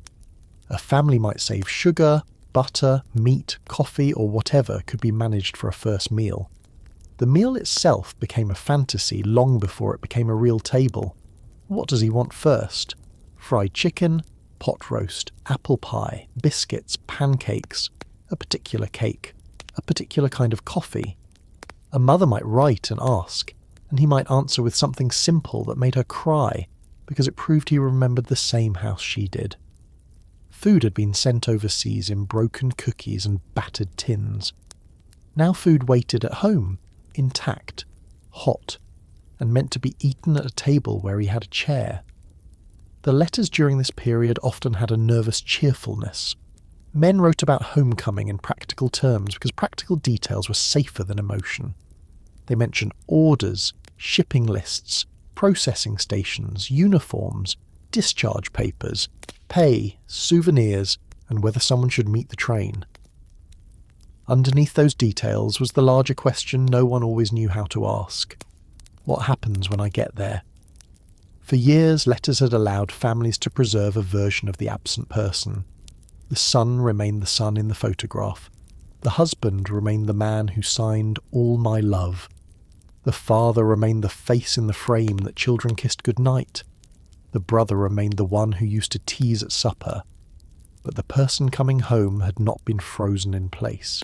He had lived through training, separation, boredom, fear, travel, loss, responsibility, and sometimes combat. He had seen things he had never described because censorship, kindness, and the limits of language had kept them out of letters. The family had changed too. Wives had managed households alone. Mothers had aged under waiting. Fathers had taken on worry they rarely named. Children had grown, sometimes into strangers. Babies had become toddlers. Younger brothers had become men. Houses looked the same from the street, but inside them people had been altered by absence. The first homecoming often began before the person reached the house. It began at the station, the port, the bus stop, or the last telephone call. Train stations during the war and after the war were scenes of constant movement. Uniforms, bags, families scanning faces, announcements, smoke, noise, embraces, confusion. A family waiting on a platform might know the train number and still feel unprepared when it arrived. They had imagined this moment so many times that the real version could feel strangely awkward. Which car would he step from? Would he see them first? Would he be smiling? Would he be carrying his own bag? Would he look thin? Would he limp? Would he be alone? A wife might smooth her dress. A mother might grip a handkerchief. A father might stand with his hands behind his back because he did not know what else to do with them. Children might be excited and shy at the same time, especially if the returning father was more photograph than memory. Then the train doors opened, men stepped down, and families searched quickly, almost desperately, because after years of waiting, the final seconds could feel unbearable. The first embrace could be everything and not enough. People imagine reunions as pure joy, and many were joyful. There were tears, laughter, shouting, kisses, children lifted into arms, parents holding sons as if to prove they were solid, wives pressing faces into uniforms, brothers pounding backs, sisters crying openly, neighbours watching from porches when the car finally pulled up. But joy did not make the moment simple. A man might feel overwhelmed by being touched after months or years in male military spaces where emotion had been managed differently. A child might cry because the father everyone had talked about was suddenly a stranger who smelled of wool, tobacco, shipboard air, or government-issued soap. A mother might be shocked by the lines in her son's face. A wife might see at once that he was alive and also not quite the same man who left. He might see that she was not the same either. She had made decisions without him. She had handled money, repairs, children, work, rationing, fear and loneliness. She'd grown into a life that had been supposed to be temporary, but had lasted long enough to shape her. The embrace brought bodies back together, but it did not automatically solve the years. At first, many families treated the returning person almost like a guest of honour. Special meals were prepared, relatives came by, neighbours visited, churches welcomed men home, local newspapers printed notices, employers asked when he might return to work, children wanted stories. Everyone wanted to know what it had been like, but not everyone wanted the real answer, and not every veteran wanted to give it. So many men told safe stories, they told funny things, strange things, stories about food, weather, foreign customs, officers, shipboard discomfort, training camp mistakes, narrow escapes told lightly enough to be bearable. They showed souvenirs if they had them. They described places in broad strokes. They avoided the worst. Families often accepted these limits because they did not know how to push beyond them, and because pushing might break the fragile peace of having him home. The war had already taken enough space in the house. Some families wanted the old life back so badly that they tried to step into it immediately, as if absence could be reversed by routine. Letters complicated this return in a quiet way. The family had known the man through his writing. They had saved his words, studied his tone, and built comfort from his careful sentences. Now the living person stood in the room, and he might not match the paper version exactly. In letters he had been reassuring. In person he might be restless. In letters he had joked. At home he might sit silently for long stretches. In letters he had written that he dreamed of sleeping in his own bed. At home sleep might be difficult. He might wake at sounds no one else noticed. He might dislike crowds. He might be impatient with small complaints because he'd seen worse, or ashamed of that impatience because he knew small complaints were part of normal life. He might want everything to be exactly as it had been, then feel irritated when it was, because he was not. Families did not have the vocabulary we use now for trauma, combat stress, or reintegration. They had words like nerves, exhaustion, shell shock from an earlier war, bad dreams, quiet, changed, touchy, drinking too much, not himself. Many veterans returned and built steady lives. Many were deeply grateful to be home. but gratitude and difficulty could live in the same person. The mail did not stop mattering once the war ended. In some homes, the letters became archives almost immediately. A wife tied them with ribbon, a mother placed them in a box, a father kept a few in a desk drawer. Some were saved for decades. Others were burned because they were too private, too painful, or belonged to a courtship that did not survive. The decision to keep or destroy wartime letters was never only about paper. It was about what part of the war a family could bear to preserve. For veterans, letters from home might remain among the most important possessions they had carried through the war. They had read them in barracks, tents, ships, hospitals and fields. They had folded them into pockets, shared parts aloud, hidden others, and used them as proof that a civilian self still existed. Coming home did not erase that history. A man might unpack and find old letters from his wife, now standing in the same room with him. The letters had been bridges.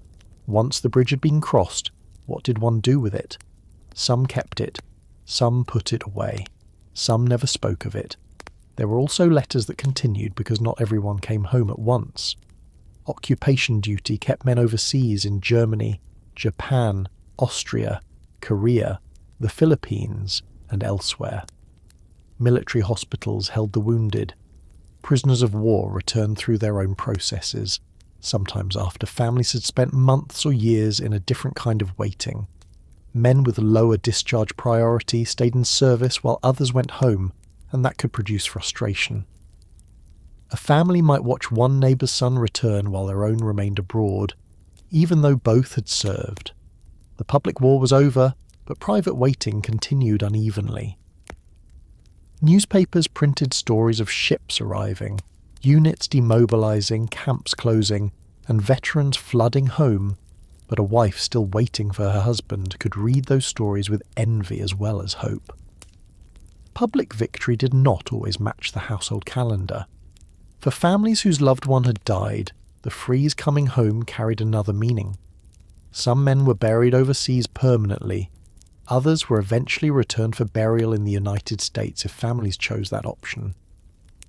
This process could take years after the war.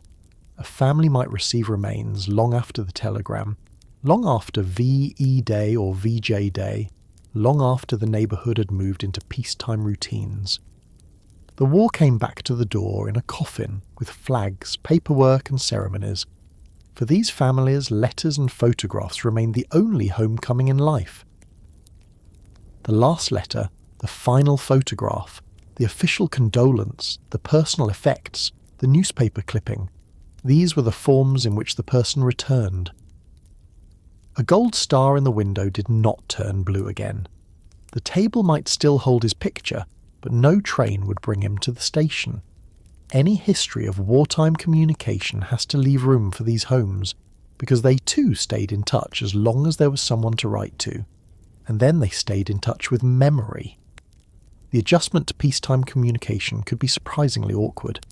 During the war, families had learned to value every message because messages were scarce and uncertain. After return, conversation was immediate again, but not always easier. A wife who had written tenderly for years might find it difficult to say the same things across the breakfast table. A husband who had filled letters with longing might now answer questions with short phrases. Parents who had prayed for nothing but their son's return might not know how to talk to the man who came back.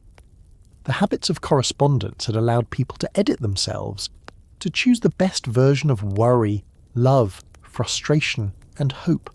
Living together allowed less editing. There were socks on the floor again, bills to pay, jobs to find, children to discipline, marriages to rebuild, illnesses to manage, and memories that entered without invitation. The ordinary life everyone had missed returned with all its ordinary friction. That could feel disappointing, and then people felt guilty for being disappointed because the person was home. This too was part of coming back. Some couples had to learn each other almost from the beginning. Wartime marriages could be brief in person and long by mail. A man and woman might have married after a short courtship before deployment, then spent most of their early marriage exchanging letters. In writing, they could be ideal versions of themselves, brave, devoted, patient, affectionate. In peacetime, they had to become ordinary spouses with habits, moods, money problems, families, work schedules, and expectations. Some marriages deepened, some struggled, some failed. The phrase "Dear John Letter" became associated with the painful wartime reality of a serviceman receiving a letter from a woman ending the relationship. But there were also reunions where the letter romance had to become a household romance, and that was not always simple. Love could survive the war and still need to survive the return. Parents faced their own adjustments. A son who had left under their authority might return as an adult who had commanded men, survived combat, handled weapons, travelled the world, or endured prison. He might not easily become the boy at the family table again. A father might expect obedience or deference that no longer fit. A mother might want to protect him in ways he could not accept. Younger siblings might idolise him and irritate him at the same time. The family had preserved his place, but the size and shape of that place had changed. Some returning veterans moved out quickly, married, used education benefits, bought homes, or sought work elsewhere. Others stayed with family while finding their footing. The GI Bill opened college and training opportunities for many veterans, though access was not equal in practice, especially for black veterans facing discrimination in housing, education, and employment. The return home was shaped by race, class, region, disability, and opportunity, just as the waiting had been. A white veteran welcomed into expanding suburbs did not face the same homecoming as a black veteran returning to segregation after having served a country that still denied him full rights. Japanese American veterans returned with distinction while many of their families were still rebuilding lives after incarceration. Native American, Mexican American, Filipino American, and immigrant families all experienced return through their own histories. The word home did not mean the same thing for everyone. Still, across those differences, the emotional pattern of communication remained recognizable. Before the person arrived, words prepared the way. Letters announced possibility. Newspapers explained policy. Radio reported ships docking and troops returning. Government forms moved through the mail. Families received discharge information, travel plans, benefit instructions, and sometimes confusing paperwork that had to be read carefully at the same table where wartime letters had once been opened. The kitchen table shifted from tracking battles to managing return. Instead of maps with pins marking front lines, there might be train schedules, letters from camps, forms from the Veterans Administration, employment notices, school applications, housing advertisements, and lists of things to buy before he arrived. The paper war became the paper peace. When the returning man or woman finally crossed the threshold, the house often seemed both familiar and strange to them. The wallpaper, the stove, the smell of coffee, the sound of a screen door, the creak in a floorboard, the particular way light came into the room in the morning, all of it could strike with unexpected force. These were the things letters had tried to preserve. Now the senses confirmed them. A veteran might stand in his own kitchen and feel more emotion at a chipped mug than he had expected. A nurse might return to her childhood room and find it smaller than memory. A sailor might sleep in clean sheets and wake disoriented because there was no engine noise. A soldier might open a closet and see civilian clothes that no longer felt like his. Homecoming was not a single embrace. It was a series of recognitions. This is the table. This is the yard. This is my mother's voice from the next room. This is my child's face in motion, not in a photograph. This is the life the letters promised was still here. Families sometimes brought out the wartime letters after the person returned, but not always right away.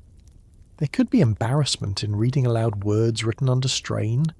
There could be tenderness too strong for company. A wife might show her husband the stack she had saved, and he might be surprised by the size of it, surprised by the visible proof of her waiting. Parents might show a son how they kept every envelope. A child might ask what the letters said and be told, someday. In later years, those bundles became family history. Grandchildren found them in attics. Historians used them to understand not only battles and deployments, but emotion, language, censorship, longing, fear, and domestic life. The letters that once served an immediate purpose became records of how ordinary people endured distance. Their power rests in that ordinariness. I am fine. I got your package. The baby's walking. We heard the news. Do not worry. Come home safe. These are not grand sentences, but they carried families through years of not knowing.